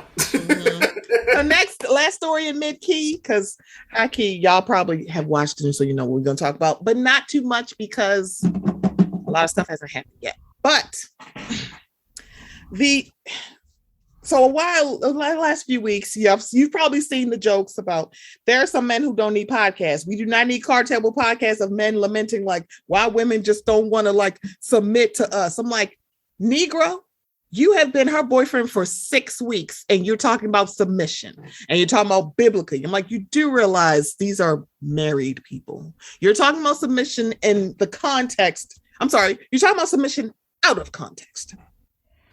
I'm sorry. Black women are out earning everybody else. Black women are like the demographic of newest entrepreneurs. That's black women. Most educated. That is black women. Higher earning. That is black women. So riddle me this, Batman. Why did she submit to a fool? Why is she submitting to you? Because you have a penis? So what? He down the street got one too. I don't need to submit to no fool. And black women are tired. I can do bad all by myself. I should know. It's like, what? Like, why? I'm like, y'all telling women like y'all should just accept any old thing. Why are black women told that? And then I'll hear the notion, well, y'all like other women don't ask us to do it because they don't have to.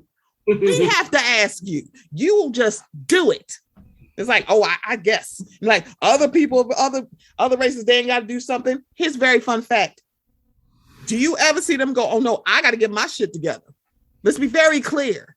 They had to demonstrate that they were good providers, not accept what you get. No, get your shit together. Anyway, so these fellas, they said they are the number one men's podcast. I don't know what stats they're using, probably the little abacus in their house. By the name of, I don't even barely. No, don't say, do not. So their podcast is called Fresh and Fit, and it's more like stale and flatty.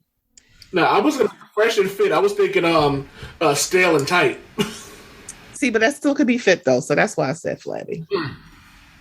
It's like stale and sloppy. How about that? Look, fresh and fit. Wait, hold on. Sloppy. Hold on, wait. As a black man, am I allowed to compliment you on doing a better comment than I? I don't know. You ask them, they'll say no.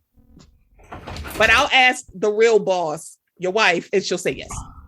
So, so here's my thing. I had this conversation I'm not sure if it was on my show or another. Mm-hmm. There are levels to privilege. Mm-hmm. We're both black. Correct. Do I have more privilege than you? Yeah, I'm a man. I have more privilege than you. Correct. We're both black, though. So there are certain things that I may have more privilege over you than, in general. So there are times where I think the best thing for me to do, and to quote Spider-Man, it's okay to know when it's time to shut the fuck up. Every time I hear these dudes, I think to myself, maybe I should listen to more, and maybe, because there are times where things are coming out of context. Mm-hmm. Here's the problem. It seems that they keep getting called and keep getting buzz from some of the same shit. Mm-hmm. We'll take Joe. Let's use Joe Budden, for example. Sometimes he's getting really good press. Sometimes he's getting really bad press. Let's take DJ Academics or other random DJs and rappers forever. There's a balance, and there's a Libra scale, for that example, of sometimes it's good, sometimes it's bad. Kind of uneven with Academics because he's a bitch, but go ahead. He's a fuckboy. I can't stand that nigga. But I really wish the Migos had jumped him, and I don't advocate jumping too much, but I was like, y'all better roll up them sleeves on them silk shirts and beat that nigga's ass. That's enough. I was like, when I saw Mr. Set rolling up his set, I was like, bitch, we about to get that shit. Miss Auntie Mocha, that's another reason I'm an advocate for public schools, because some people need to get punched in the face. Tough shit get hit. I'm sorry. I got punched in the face a lot in school. You want to know why I got punched in the face a lot? Because I wouldn't shut my fucking mouth. And you know what I kept doing? I kept talking. So I learned the type of person I am. I'm a fighter and I'm a talker. I'm not going to back down from it. That's neither here nor there. Mm-hmm. So it is more than okay to have a preference. If you're a man who isn't attracted to dark-skinned women, that's fine. Just don't shit on black women. Don't shit on dark-skinned women. If you have a preference and you're a woman, you're like, hey, you know what? Let's take one of our favorite people, I won't say her name, and they're like, I don't like light-skinned dabs. That's perfectly fine. The problem comes in when you start shitting on someone because of what they are, something they cannot change. Because that's not a preference. It's not. Preference is not, I don't do this. Preference is like, I prefer something. I'll take the other stuff. It's like when it comes to my wings, I prefer flats, but I still will fuck up some drums because it's like preference just means, that means I'm on it. It's not as exclusionary as you want. It's just like, oh, this is my preference. But saying, oh, like I prefer this, like someone's physical thing, like if they are light skinned or dark skinned or heavy or very skinny, that is not a preference. That is discrimination. And that is the problem. Like, oh, it's my preference. I'm like, okay, I prefer that you shut the fuck up. See and it's not even like, and let's be honest, there are some people who just don't find, who are completely heterosexual or completely homosexual, and they just don't find an attraction to something. That is perfectly okay. It is. When you start getting to a point when all you're doing is shitting on someone, that's a problem. That's not preference. That's not preference. That's you being a shitty person. These guys, and it's funny about that is when you're in a certain tax bracket, for example.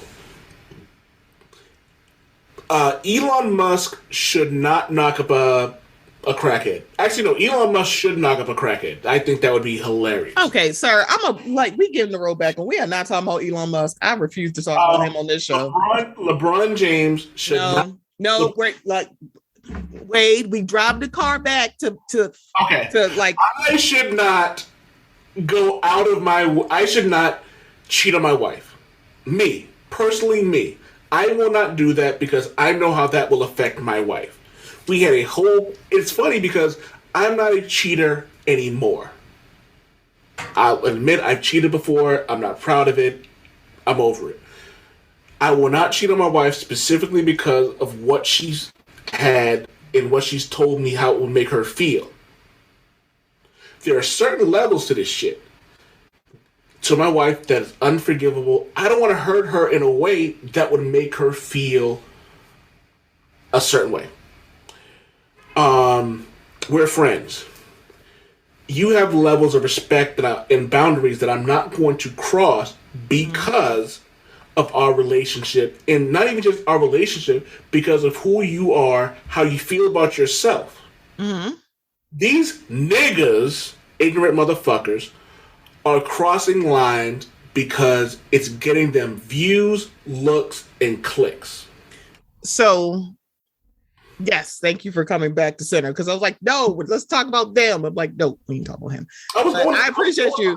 Yeah. So the thing about it is, because it's tangential with us. So this is the thing about it, is that, and also there's a very loud minority, not majority, who are saying, but they got a point, because this is how I feel, because the majority of the folks that like to listen to them and like to advocate for them, they don't like women either. We're talking about people, these two men who don't like women. They just like putting their dicks in warm, juicy holes. Let's be very clear, because when I say, I'm like, you don't like women, and they say, like, oh, they don't like women. No, that mean they fuck women. No, that's not what I said.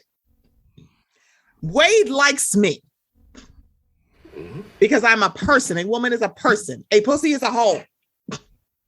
That is what they like. Because the thing about, and it's like, I also am like, they're saying it because they want to think shocked, because they're trying to be a mediocre white man. So they're like, I want this. They got the audacity of a mediocre white man to do this. So these folks, so here's the thing. They went on an Australian radio show called Kyle and Jackie O. Is it Kyle? Yes, Kyle and Jackie O. And apparently he's a shock jock in himself. Apparently he ain't shit in Australia either. I'm like, that's actually kind of funny. That's how big this shit is. One, these are two white people. Girl, we don't give a fuck about them. But it's so interesting to watch people who ain't shit putting people that we know ain't shit in their place. I have no idea why they brought these two men on their show from Australia, but they put them off. So they were on the show for 25 minutes, because I found the whole clip is online on the YouTube. It's 25 minutes. The clip that's going around is maybe a minute. That was about maybe the 20-minute mark. Because I was like, because to your point about context, I'm like, what's the context of this? Y'all brought them in to discuss this. And at first, Kyle was like, I mean, I guess I understand, but this man is a 50-year-old man who's just having his first child. Apparently, he's a womanizer and a piece, and allegedly ain't shit. That is what people in Australia are saying. It's like, okay, I guess. So my, yes, I'll say, let me see. Pain in my ass, that's what his name is going to be. He's the one who does the most talking. But the thing about it, his coach, I'm like, mind you, when it's other people around, I think he does the most talking. Now the guy stays quiet. When it's just them two, oh, it's like a cold conversation. Yep. Here's my thing about that. And this is the biggest takeaway from everything that I listened to, which is, again, the minute and a half clip, 2 minutes or whatever it is. I listen to them. It's the same kind of rhetoric. I have had people on the show who will disagree with me specifically just for the sake of... To just disagree. Yeah. Plain devil's advocate. Devil don't need no advocate. Sorry. You're not wrong. But it's funny because those same people will play devil's advocate but have an intelligent conversation. So me and you can disagree on some things. And the conversation is still fine. Yeah. So let's say, for example, that these gentlemen really felt that way. I can't remember the older black dude who does shows like this. I can't remember his name. He's got a radio show. He called some woman Emmett Smith.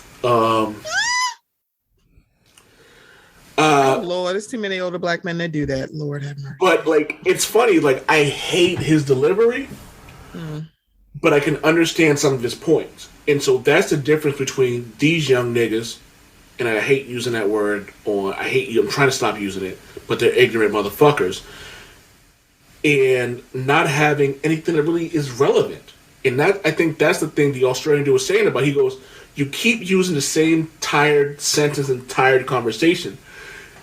And to quote an old phrase, they're not ready for prime time. They're not. So, and that's the difference. You are a speaker.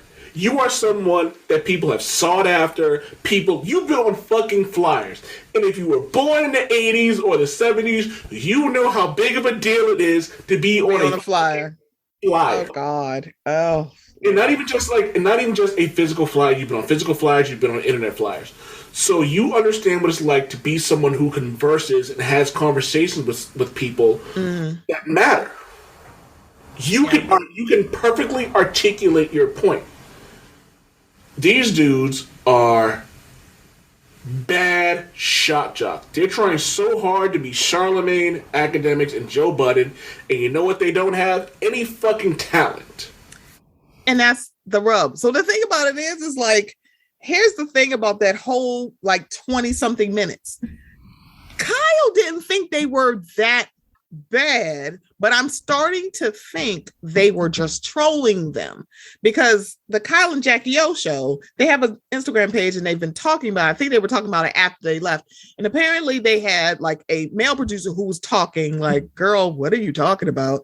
And they also had a female producer, and apparently the boys from Stale and Sloppy didn't want to talk to women. So the guy played into that and said, oh yeah, she's not shit. Oh, you can just talk to me. And it worked. And I'm like, folks, that's the thing. They weren't laughing with you. They were laughing at you. And they're like, oh, this is going to be fun. Because again, they're saying this man is a shock jock. So shock jocks love this shit. And he just threw them off.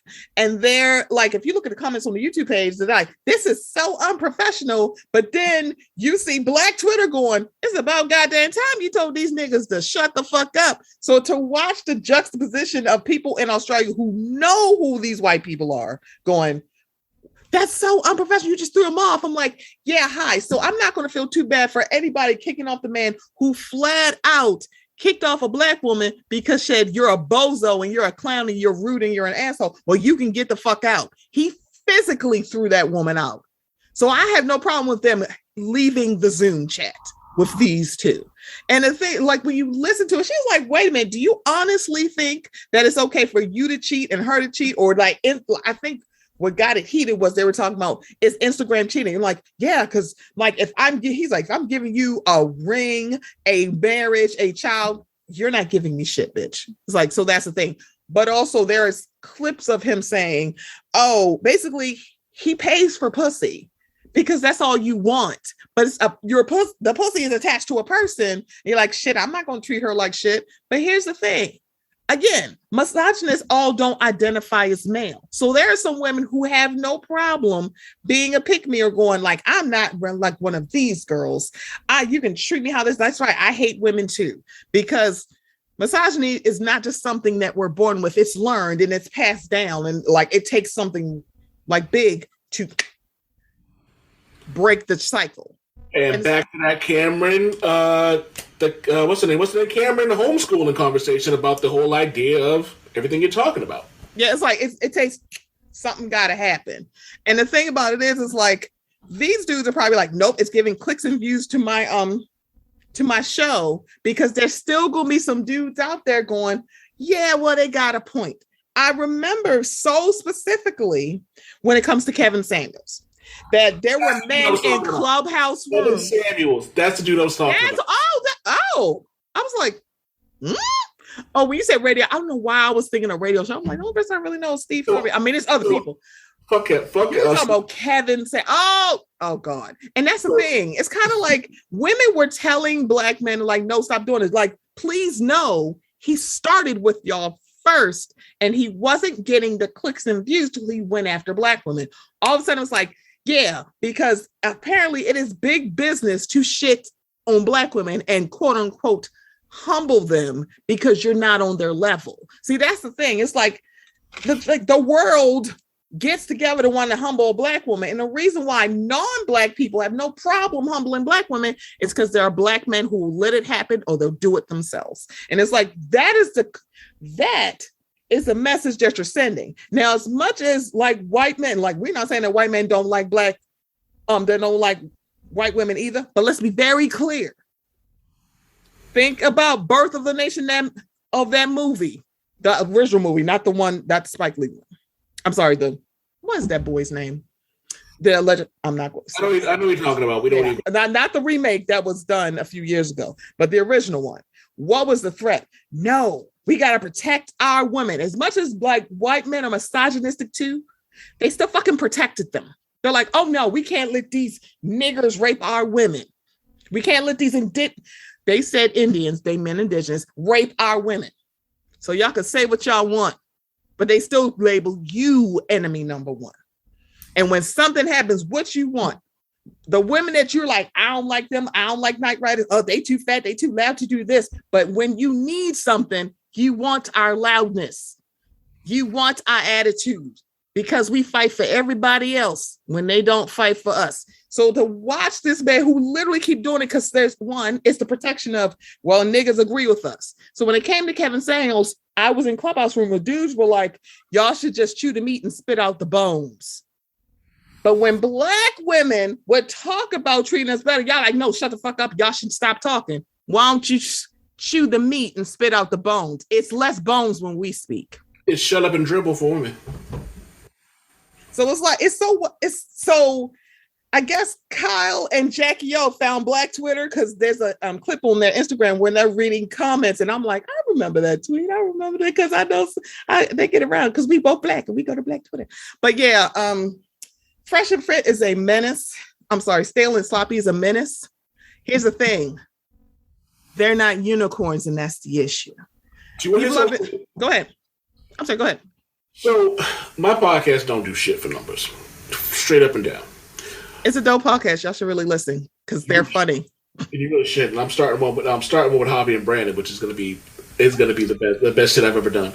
But and me and Javi have this conversation about how we could just articulate ourselves better than anybody else and be misogynist. But that's not us. I just don't like it. It annoys me that these dudes are on Australian radio, but sex sells and controversy sells. And that's right. It's like they're getting numbers. Mind you, it's not like they don't make numbers in their own country. But it's kind of like you want to ask, how did y'all find out about these dudes? Who found them? They're really good podcasts like yours and maybe mine as well.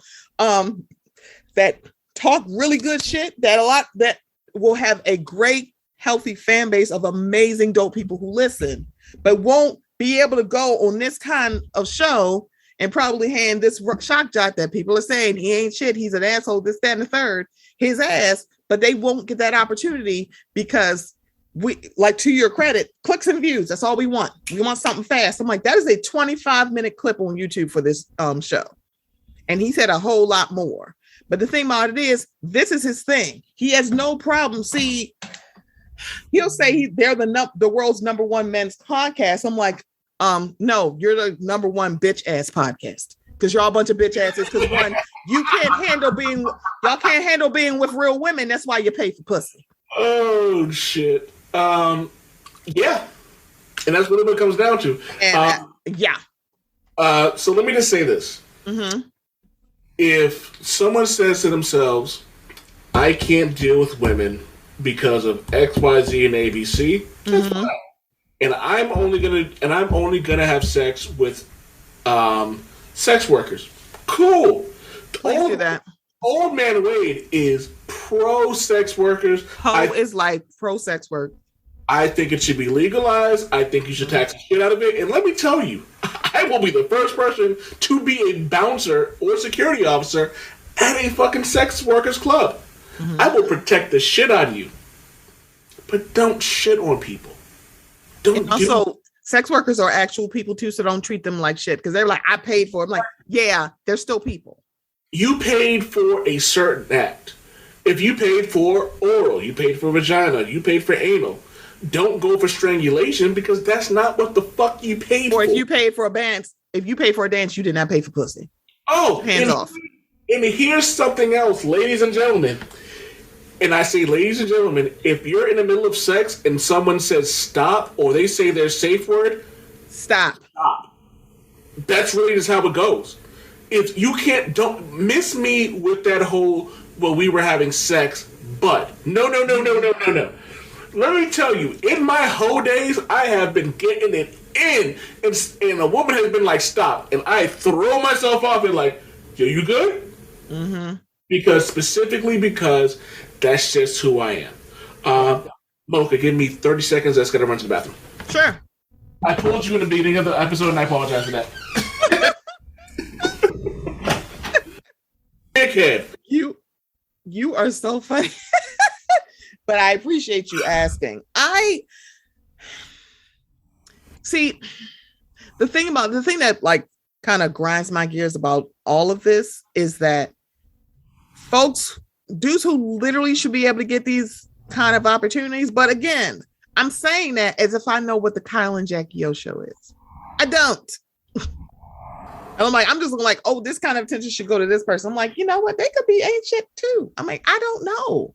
But the thing about it is we're never going to get rid of dudes like this if there's always someone telling us, oh, don't like spit out chew the meat and spit out the bones. I'm like, let me just know there's not a lot of meat there for me to chew.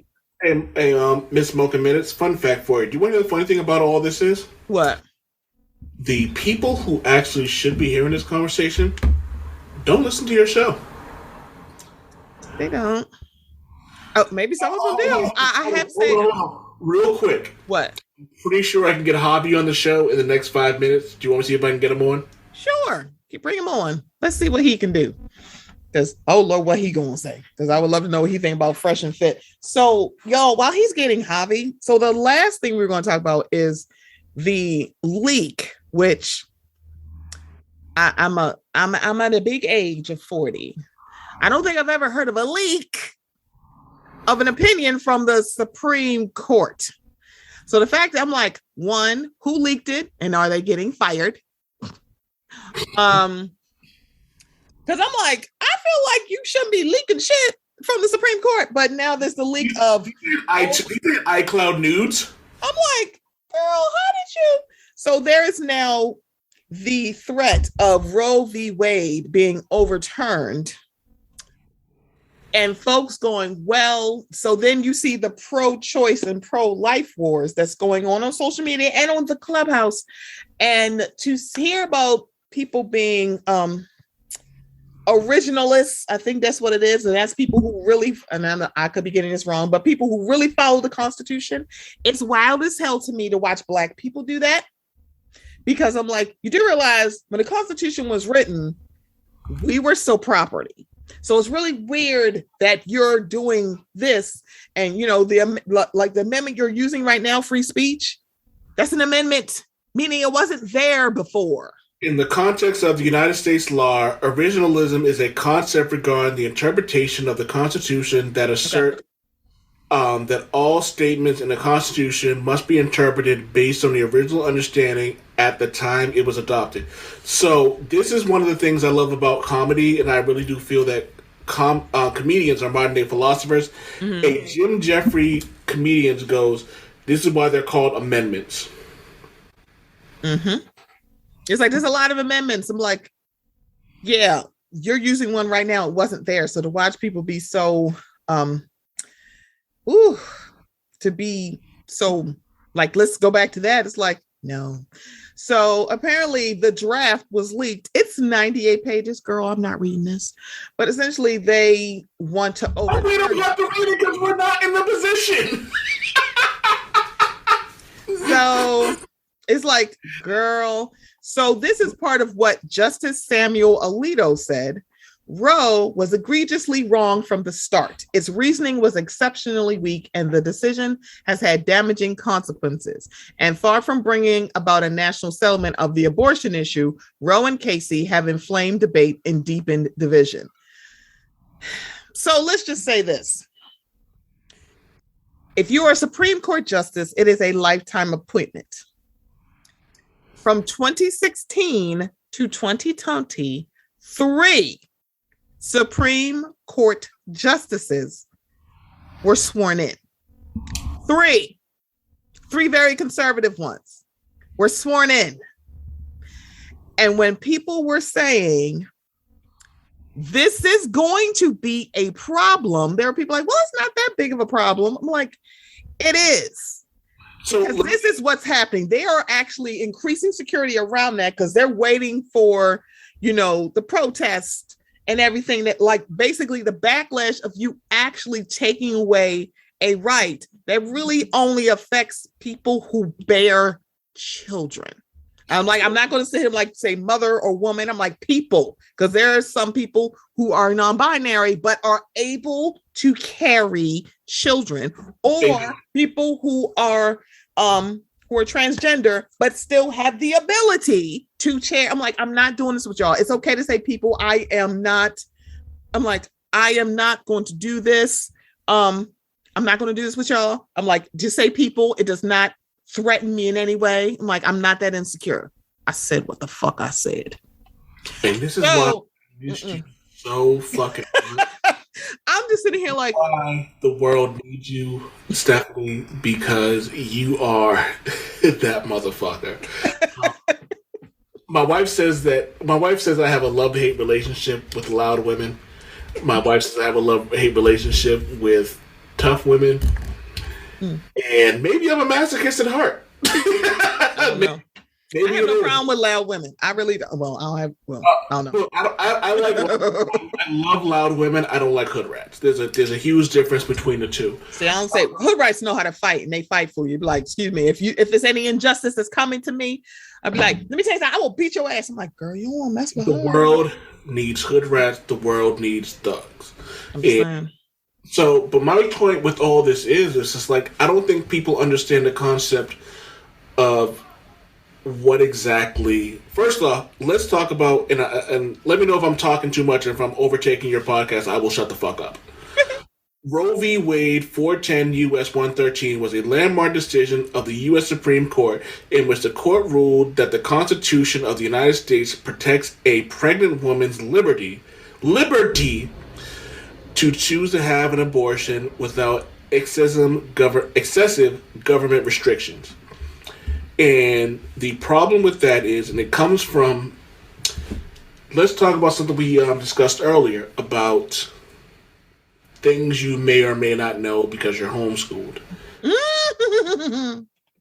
And my wife pointed out, some women don't know when they're pregnant. And sometimes that time runs out because they were raped, because it was incest, because there are multiple factors that go into women having abortions. And what's funny about that is because we're talking about the conversation, then people should have the thought where it's like, well, church and state are supposed to be separate, so your whole religious Jesus and God and whatever shouldn't fucking matter. If you truly believe what the Constitution says, then to quote Machine Gun Kelly, let's talk about it.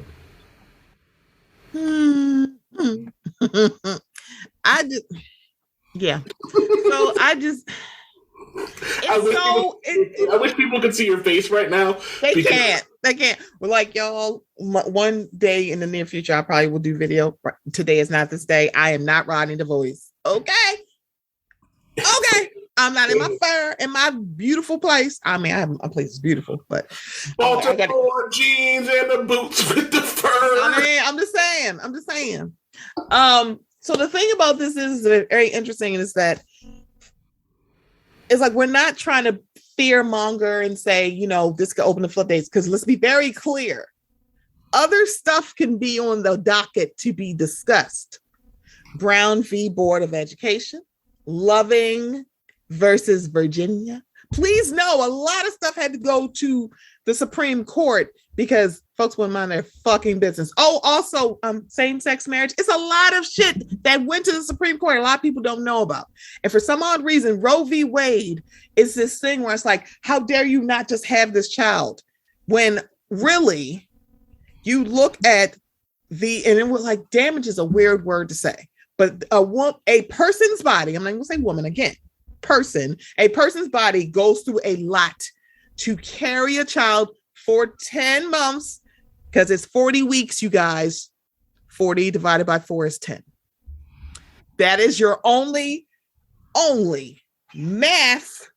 That's your only math lesson that you're going to have because Stephanie is bad at math. Okay. Thank you so much. Oh, look, Javi's here. Come on in. So let me say this. I'm glad Javi's here. Oh my God. Javi, because he loves when I bring up comedians and I bring up George Carlin. And it's a quote about... Hi, Javi. Hey, everybody. What's going on? What's going on? The superior Subaru Javi. Oh so let me just say this. It's a George Carlin quote that I always bring up when they talk about abortions. And he goes, boy, these conservatives are really something, aren't they? They're full of flavor. They're full of favor for the unborn. They will do anything for the unborn. But once you're born, you're on your own. Pro-life conservatives are obsessed with the fetus from the conception of 9 months. After that, they don't want nothing to do about you. They don't want to hear from you. No nothing. No neutral. No natal. Care. No daycare. No Head Start. No school lunch. No food stamps. No welfare. No nothing. If you're preborn, you're fine. If you're preschool, you're fucked. Pretty much. The superior Subaru Javi is somebody who my co-host, my brother in arms, my brother in general, and he always preaches voting. And yeah. Because when we say please go vote, we are not saying that it's a perfect system because it was a system that did not have anybody who was not white and Protestant and born in America in mind at all. Ever. And I agree with that too. And I think that it's funny because I'm boring and I like politics, and I'm the kind of guy that like YouTube C-SPAN and all that other stuff, right? Like that's fun to me. So the people in my circles, and many others, right? Like we've been talking about this happening for years.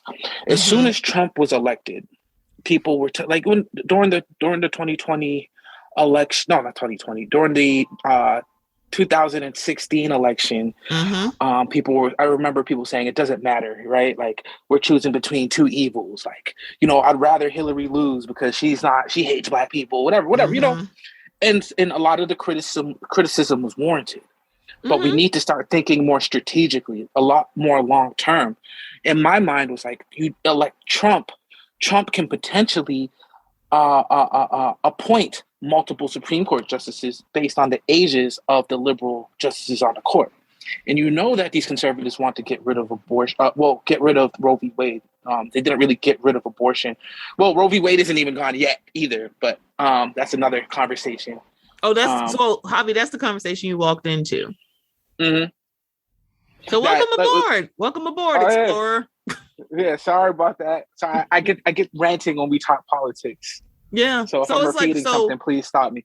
No, it's fine, Javi. It's like, because this is basically the end of the show, so I'm glad you're here. Because so the thing about this, I did give the context of we're just going to tip the surface of this because they just leaked it, and I'm like, I'm 40 years old. I've never heard of y'all leaking something. So we just want to know who the fuck just got fired, because somebody getting fired, or they're like, oh, I quit. So let me just hit send on this because I'm quitting anyway, bitch. See, something had to happen because, girl, what? Oh, yeah, for sure. The question is, I talked to one of my homegirls today about this, and I'm like, she brought up the same thing. And it's like, See? Homegirls be knowing. We're like, facts. And my question was it from the right or the left? Was it a conservative or a liberal that leaked this? Because either side can get an advantage of this information coming out, especially before a primary. A lot of people don't realize that this is primary. A lot of people have been bringing that up too, Javi. They're like, y'all doing this right before midterms? And it's like, okay.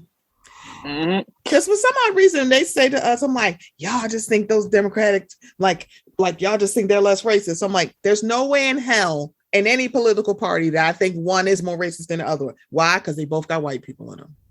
True. But can I say this just because of the time that we're living in today? Mm-hmm. One of those parties wants to eradicate Roe v. Wade. One of those parties, and I'm talking about this specific issue. There's other issues that liberals are weak on, but then the specific issue, there's only one party that's trying to take away women's rights to their bodies. And one of the most significant decisions that any woman would ever have to make in their lives is, what do you do with a living, or just with your body? You know what I mean? What do you do? Correct. And they took that. They want to take that away from me. And that's one party. And I need people to understand that when we're going into these election cycles. Right. Because I'm like, we're all of an age over 35. I guess I can confidently say we're all over 35. Yes. Absolutely. Okay, I just wanted to make sure. I am 18 years old. Don't do this, sir. You're messing up. You're stepping on my foot. Let me do math real quick. No, I'm definitely over 35. But the thing about it is y'all, it's you want to just go, I don't think y'all were paying attention. Supreme Court justices are lifetime appointments. He put through in 4 years, 3 of them. It's baby, the thing about it is that is the long game. And unfortunately, that's the wrong side that got the long game in check. They put the thing about it is, as much as they're coming back Trump this and we hate him, y'all didn't do anything to stop him. Y'all didn't there are a lot of loopholes that we didn't even know about, because all of a sudden it's oh, that's an option. It is. And notice they didn't exercise it because it was still party over everything else still. And so then it becomes 2020 for me when it comes to the notion, because I'm old enough to remember the 2000 election, where it's whenever we have the talk of lesser of two evils, let's be very clear. I'm a whole Black person in America. It's always the lesser of two evils for us. It's always lesser of the two evils. And also you're talking about a branch of government that is extremely imperfect, where you say they have power. Not really, because you need this part. It's yeah, because all of a sudden it was you have certain people that you want them to do something. You got all this power. And it's no, he kind of really doesn't. Same person. Oh, he ain't got no power. But y'all said the person that came before him 8 years ago had all this power. Now you're saying, oh, he really don't got that much power. Yeah, it's the same branch. And the thing about it is, because hate seems to move a lot more shit in this country than love ever has. We have 3 Supreme Court justices, and now we've got the first leak. I'm sorry, somebody quit and was you know what? Fuck y'all, okay? Guess what's about to happen? Conveniently, after we had our first, I forget her actual title, first female Black Supreme Court justice. Yeah. And they were trying to fight. It was the questions that they had was so weird. Y'all literally had a man who allegedly sexually assaulted a woman, and y'all softballed those questions. You literally wanted Ketanji to actually talk about a children's book. I'm I'm sorry. What does that have to do with anything that we fucking talking about? But now we're at a point where they could actually overturn this. I'm you do realize a lot of other stuff was talked about. Let's talk about Brown versus Board of Education. Loving versus Virginia. Same-sex marriage. There's a lot of shit. There's a list. And they're if y'all think this is the end, I have a bridge in Brooklyn to sell you. And it just to kind of jump on a point that you just made, I just want to reiterate that. Brown versus the Board of Education. This Supreme Court, even before it was so lopsided to the conservative side, it was still kind of lopsided to the conservative side at the time. Mm-hmm. They already neutered Brown the Board of Education. They've done that. I don't know if you guys remember, but it was a big thing, right? Mm-hmm. Essentially, what it said is that certain states, they had to pretty much get approval for certain things from the Board of Education before they do it, due to, civil rights laws or whatever. The court making kind of the same argument we see in this memo is that, times have changed and we don't need these laws. And they took that out of that law. They're already chipping away at that. Yeah. And they've been chipping away at Roe v. Wade. It's been happening on the state level, right? Yeah. So this stuff has been happening, bro. It's been happening. And people like, we need to pay attention. We need to pay attention. Well, I'm not in that state, so it don't bother me. I'm like, please no. Long game. 3 conservative Supreme Court justices. That is long game. There's like, there's a lot. It is done. It's done. It's like, and this is what we said. And it's like, it's like when we talk about voting, like, oh, there's no, like, yeah, voting actually could have stopped this. Because remember, the person, Merrick Garland, that very red Congress said, we are not voting for him. And it never went anywhere. Yep. And it's like, this is like, it's just tip of the iceberg. And it's like, we're not trying to fearmonger you. Nobody who's saying like, this is just I feel like this is the Care Bear movie when the evil spirit is like, this is just the beginning. Because it is. Because y'all don't think it's like, oh, like now it's y'all fault because y'all didn't do something before. I'm like, oh, I'm sorry. When we said, don't let this man in office, y'all didn't want to hear it. When we said, get these pieces of shit out of office in Congress, you didn't want to listen. We're not saying it because we're like, we believe so much. It's like, it's always lesser of two evils for us. Was Biden my choice? Absolutely not. Bernie damn sure wasn't mine, but let's be very clear. And I said it on this show and I meant every word. If Bernie was the damn candidate, I would have voted for him. I am just being completely honest. I'm like, did I like Bernie Sanders? No. Would I vote for him? Absolutely. I just want to point out long game. Don't talk about the Care Bear movie, okay? You know what? I don't know what's wrong with you. First of all, that fucking traumatic ass Care Bear movie. Why is that traumatic for you? Wait, what? You're crazy. Yo, you're crazy. With the fucking white boy with the cauldron who's fucking in his fucking zone and Care Bears were fucking. It's a traumatic ass movie. I'm sorry, Javi. I don't know why it's traumatic. So I'm with you. I am so with you. First of all, the Care Bears movie is true cinema. Right? Can we say that? Javi, it's okay, heart-wrenching. please tell me you remember this scene. When I was a kid, it's like, oh my God. And an adult, like, what the fuck did you just say? Remember when they landed in the forest fields, they hanging on a branch. And they're like, oh my God, here comes a lion. Lion, close your eyes. Maybe he won't see us. Bitch, what? That's good advice, though. Literally, you know? I was like, wait a minute. I close my eyes. The lion will not. The lion will claw me to death with my eyes closed. Listen, I swear, you understand, Javi? When I was an adult, I paused it like, what the fuck? That's teaching you that if you believe it, you can achieve it. Javi? So there is no lion. It doesn't exist. I was like, the fact that you said traumatic, I'm like, first of all, that was traumatic to me. I'm like, first of all, that is not how lion safety works. You don't close your eyes. I feel like lion safety works not being around lions. That's how lion safety works. Not hanging out in the forest of feelings. I don't know. No. Yo, I feel like you've watched that movie very recently, and now I need to catch up. No, because I'm very confused. Like, wait, traumatic? Like, what? So, dog, let me tell you, my favorite Care Bear is Grumpy Bear, and he obviously. Why am I not surprised? Leave me and my Grumpy Bear / Eeyore / Deadpool ass alone. All I'm saying is, he knows what's up. He's like, this shit ain't gonna go well. We need to get the fuck away from this shit. Yeah, that's how I feel. It's like that song, "The Earth is Ghetto." I'm just saying, it is. It's very ghetto. It's very ghetto, and I don't want to sit here and be like pessimistic. I feel more pessimistic than pragmatic. It depends on the day. I've been going through a lot of shit, y'all. I'm on a grief journey. I just want to let y'all know. The thing that gets me is that this was leaked. I think the first thing that got me was leaked. And it's like, it's not official yet. So that's why I was like, we're not going to talk about it too much. I can get mad. I can get mad at Black pro-lifers. I could get mad at Black originalists, which I'm like,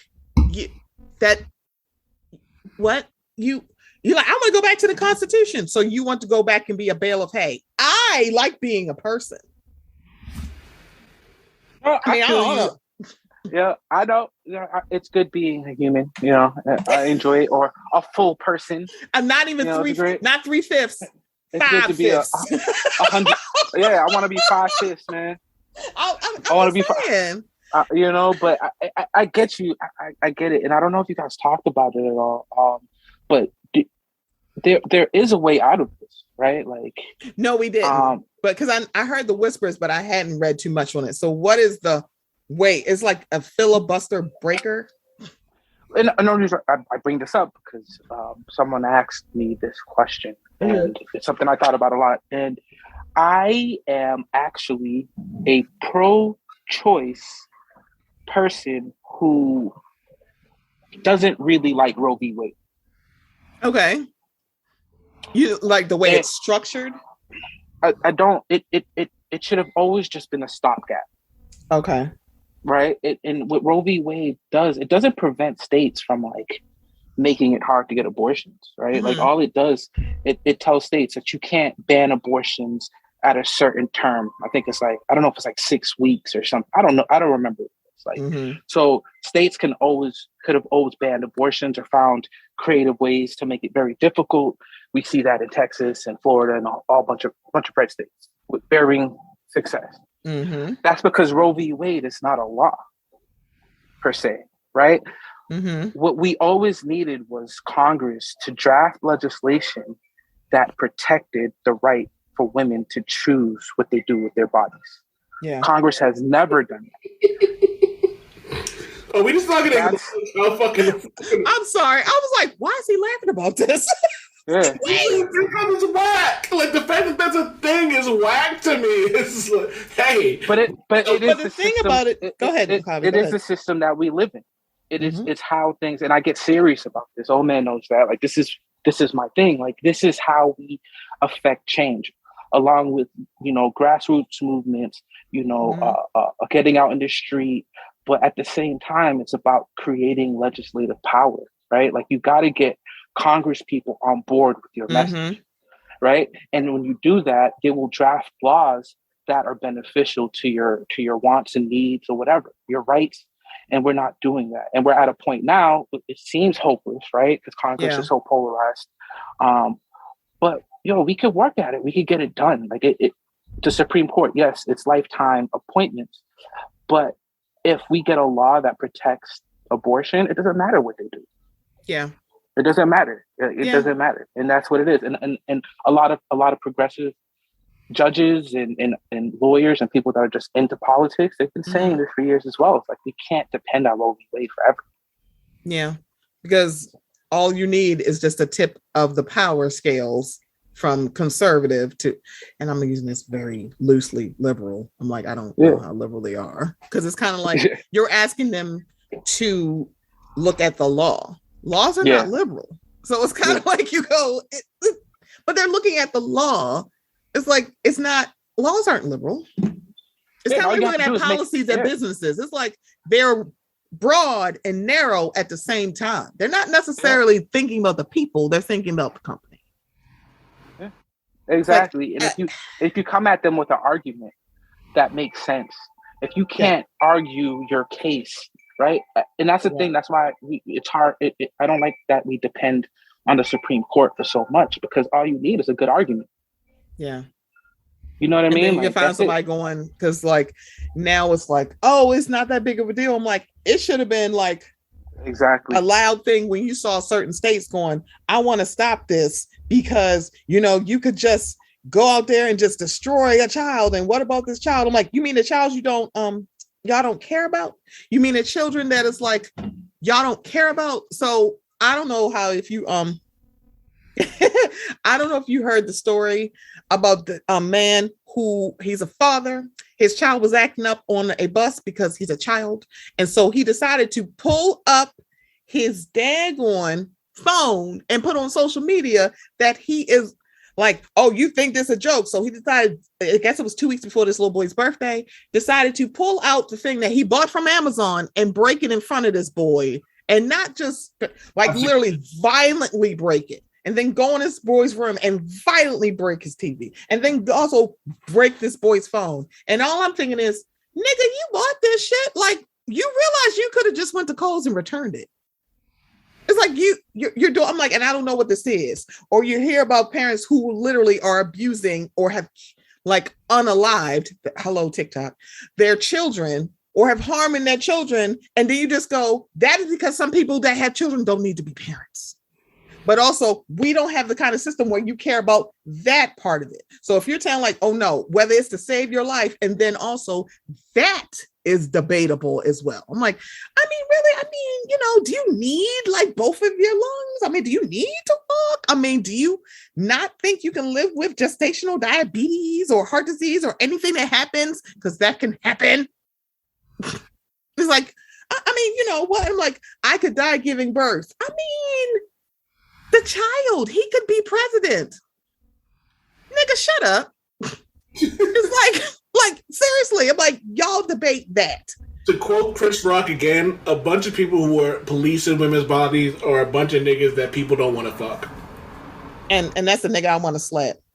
But I don't need no award show, bitch. I'm sorry, allegedly, I don't need one. Keep my wife's uterus out of the fucking mouth. Oh, trust me.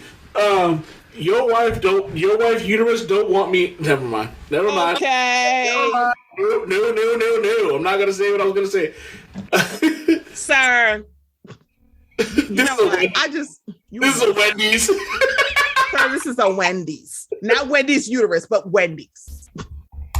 But okay, so I will say we're gonna have to just put a button in this. And Javi, you're gonna have to come back. We're gonna have you come back because he jumped on at the end. Him real quick. Oh my! Like what game? The same fun for you. It would just be different. So can we play off mic? Because we've been here 75 years, and Mama's old. Absolutely. But Javi, I am telling you, you have to come back and talk political. I'm like, I can only imagine you and Brandon. I'm like, oh Lord. Oh no. Brandon's my guy, man. I love Brandon. Oh my God. I can only imagine y'all. I'm talking about them just talking. I'm not talking about Brandon. I'm just talking about like I can hear it. I'm like the politicalness. I'm like the poli-sci nerds unite. Mocha, I know what you're talking about. I'm just saying, I'm just letting you know right now, all you need is 2 topics. And they will just go. They are like I can tell. So you're around my age. You remember the Mousers from the Ninja Turtles cartoons? The whose cartoons? Say the name again. The Teenage Mutant Ninja Turtle cartoons? Yeah. They would just let a Mouser go and they would just go? Mm-hmm. That's Javi and Brandon. Do you know what? See, I've recorded with Brandon, so I know, but I haven't. No. You have not recorded with Brandon and Javi. Let me tell you. Okay. Yes, and this will be the first time I ever mansplain with you. I've recorded with them. I love being the host on that show because all I have to do is introduce a topic and drink. I don't have to say a fucking thing and just let them go. I go, hey, we have 1 hour. And I say to myself, I have a 2-hour fucking cushion because they're just going to fucking talk. And I will bring up 5 topics and they just fucking go. It is glorious. You are so funny. You are a mess. Yo, that's hilarious. Javi, I appreciate it, guys. I do. Javi, please come back to Mocha Minutes. You have more than a warm welcome. I thought because old man was like, yo, hop on this Zoom. And I'm assuming it's the old man Wade show. I had no idea it was Mocha Minutes. And to be honest with you, I've always wanted to be on Mocha Minutes. So this is pretty dope. This is pretty dope. Oh my God. I'm so excited. Thank you for joining me. It's my first day back on the bike. And I was like, am I ready? I don't know. And both of you have made me very, very ready. So I appreciate both of you being here. I really do. And it's like, it feels good to be back. I was scared that I wouldn't be ready, but I think, as I did say, because I am in grief counseling, that I am going to be mourning the loss of my father for the rest of my life. It's just but my therapist does say the intensity is just going to decrease. It's not that much decreased than it was February 6th. It's a little bit less, but not totally. But I appreciate you guys being very, very gracious and very, very kind and being here to just shoot the shit with me because I've missed it. Stephanie, shout out yourself, please. Shout out Mocha Minutes. I'm the shit. You really are. You've overcome shit. You are the shit, and you are one of the. Nah, I wouldn't say many, but you're one of the few people that I look at and go, "Oh, I aspire to be that. I would love to be someone that they." No, serious. I'm not. This isn't me. Like, just. I would love to be someone that go, "Hey, old man Wade, can you come and talk on our platform?" And they do that for you. Not once, not twice, but multiple times. They do this shit for you. You're a voice that everyone loves, and I appreciate you consistently bringing me on, considering that you don't have to, but you do it, and I love you and appreciate you for doing all the things that you do. I'm glad y'all can't see it because I'm about to tear up. But I appreciate you, Wade. I appreciate you. Oh, fuck that shit! You gotta bump that shit! Don't cry! I don't know how you do this all the time. That's probably because that's why he's probably always muting. I'm like, y'all don't see it. He hit mute. Like, I ain't saying goddamn thing. You ain't gonna embarrass me, Wade. Oh, Stephanie. I love old man. I just don't want y'all to hear the ghetto sounds of Brockton, Massachusetts. I'm outside on my porch, so you know. I'm trying to think ghetto and Boston. I'm like that. I didn't think that'd be in the same sentence. Oh, there's a lot. Oh my god. Look, I know New Edition's from there, so I know there is the hood in the ghetto. It's just I'm not used to it because all I'm thinking about is New Kids on the Block, but I really should think about New Edition. Right? Yeah. I grew up in the same neighborhood as Bobby Brown. So did you? Yeah. Oh, so you know, we got Bobby! You know, sorry. We're live out here. We can talk about. Come through. Let's come through. She from a place where me and Valkyrie have like friends and family that we need to go visit, and I can't wait to meet her in person. I'm gonna get her shit face and we're gonna record, and it's gonna be fantastic. I'm probably just gonna be spilling my whole guts and saying some niggas ain't shit, some things that I'm like, I usually don't say names, so fuck this, I'm gonna say it. See how that's gonna go. We can do 30 minutes on my show about you talking about niggas ain't shit.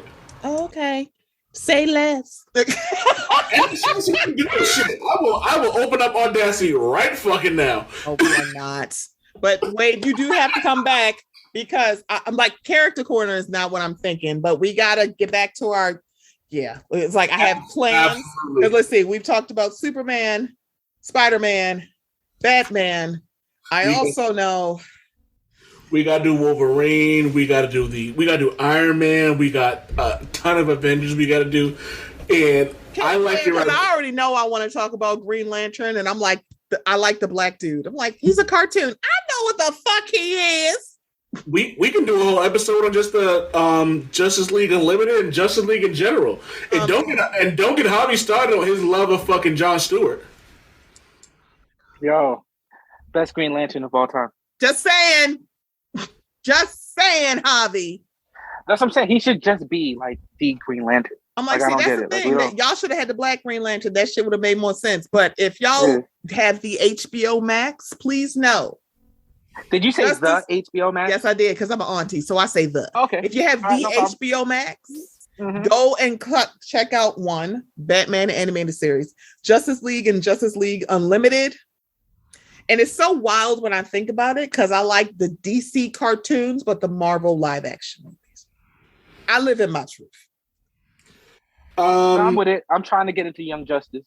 So, I haven't started that yet because remember it was on like the DC streaming service and I didn't have it. And now I'm like, oh shit, all of that stuff that was on the DC streaming service is on HBO Max and I could be watching this shit.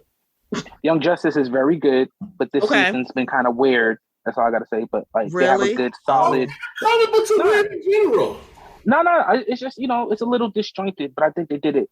Well, that's a whole nother show we can get into. Okay. But, well, yeah, that means you just gotta. Javi, that just means y'all gotta come back. But y'all, welcome back to the shenanigans. That is the Mocha Minutes podcast. What? Oh Lord, here we go. Yep. I'm on some bullshit. Oh Lord. Have you watched Invincible? Yes, the fuck I have. And because Kendrick from Reality and Comics 2, he's the one who told me about it. And I was like, really? He's like, I'm gonna tell you, you're gonna be sold by the last 10 minutes of the first episode. And I said, God damn it, I love this show. So is Omni-Man on the list?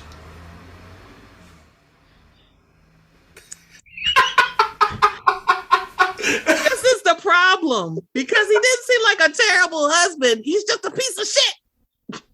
This man literally. I'm asking you, is he on the list? That's the problem. I'm like, he's such a piece of shit. But imagine you are able to just rip somebody limb from limb, and she say, "Bitch, get the fuck out of my house," and you just leave. Like, I kind of feel this is one of the conversations that I shouldn't be involved in. Just like, you look like, I'm sorry, Omni Man looked like he would let me peg him. That's just literally how I feel. He'd be like, okay. Wait, who are we talking about right now? Who would let you? Omni Man? Yo, he would definitely be into that. Saying, right? You see it. He definitely would. I kind of feel like he would let someone do it and then read a book while he do it. He goes, "Are you done yet?" Okay. He just, but he would still let me do it. Yeah, like I feel like he licks his lips. He'd be like, "Oh yes, this happened." He'd lick lips and flip the page. Are you done yet? Okay. I'm just saying. Is it wrong for me to say that he has a "I like to get pegged" mustache? I'm just saying, right? You see it. Yeah. I'm just saying. That's every Viltrumite, though. I'm just saying. Yeah. Spoiler alert. My bad, dog. Like, what spoiler alert? For people that haven't read the comic book. I haven't read the comic book. I only watched the show on Amazon Prime. Everybody's like, "Why do you like this show?" I'm like, talk to me after you've watched the end of the first episode. Come back. I'm like, that's how it got me. I was like, oh, bitch. I'm so into this. When is season 2 coming out? It's also I wish I knew, but it's supposed to come out this year, and it's hands down my favorite comic book series of all time. Really? Oh, yeah. Wow. Like, there's a number great, but there's a number 2, but number 2 is very far, and Javi's the one to put me onto it. Okay. There's a Spider-Man crossover. Yeah, they're not even in the same company, and they're like, you know what? We'll allow you to have Spider-Man in your crossover. What? It's that good. Marvel was like, you know what? We'll allow it. Huh. Okay, yep, we're definitely talking about this later on. I'm adding stuff to the list, but y'all. That's all you do. You have me on, and you just be like, God damn, why did I add this nigga on the show? No, I don't. Don't do that. Don't embarrass. Wait a minute, hold on. Not me. Don't embarrass yourself in front of Javi. Okay. All I do, Miss Mocha Menace, all I do is embarrass myself. And realistically, like, you're one of my favorite people, and I really do appreciate you always. But guys, I really do appreciate it, y'all. I hope y'all enjoyed. It's been a long break, so we got a long episode. But I will be back next week. Hopefully, and I'm like, it's not hopefully. I'm acting like it's not going to happen. My baby girl, my cookie pop. My cookie sweetie pie, Cook from the Highly Inappropriate Podcast, is going to be here for the next episode. Cannot wait. We're gonna be luxurious, rich aunties who talk shit, because that's what we do. I can't help it. I can't wait to see y'all next week. Bye. All right, I want to talk to white women who have just woken up to the fact that the patriarchy hates us. I want to talk to those of you in particular who are confused by the response of Black women who are saying, "Don't come get me. I don't need you to come get me or tell me anything." Let's talk. We need to have a conversation. Black women have and are continuing to do the work to dismantle white supremacy. And to quote Charity Croft, who is probably quoting somebody else, patriarchy and white supremacy are the same coin, different side. So for those of you who ignored the cries for Black Lives Matter, for those of you who ignored the cries for Black maternal health and equity in like so many areas, to turn around now that this is affecting your body and to be like, Black women, where are you? We need you. It's absolutely absurd. Okay, it is the peak of what people will refer to as white feminism. Here's the thing. White women going out and protesting and starting movements and doing all of these things, you can't expect Black women to come get behind you and follow you and do this, they're the ones who have been organizing. They're the ones who have been doing this work for decade upon decade upon decade, let's say hundreds and hundreds of years, okay? If anything, white women need to be getting behind black women and taking their leadership. But in the meantime, don't you dare go into a black woman's comment section and try telling her that she's somehow not doing something because she's not joining in your activism. Because literally black women existing and flourishing and experiencing joy and satisfaction, that is resistance enough, okay? But do not go into black women's comment sections and tell them what they need to be doing, who they need to be joining, or how they need to be operating in this movement in this moment.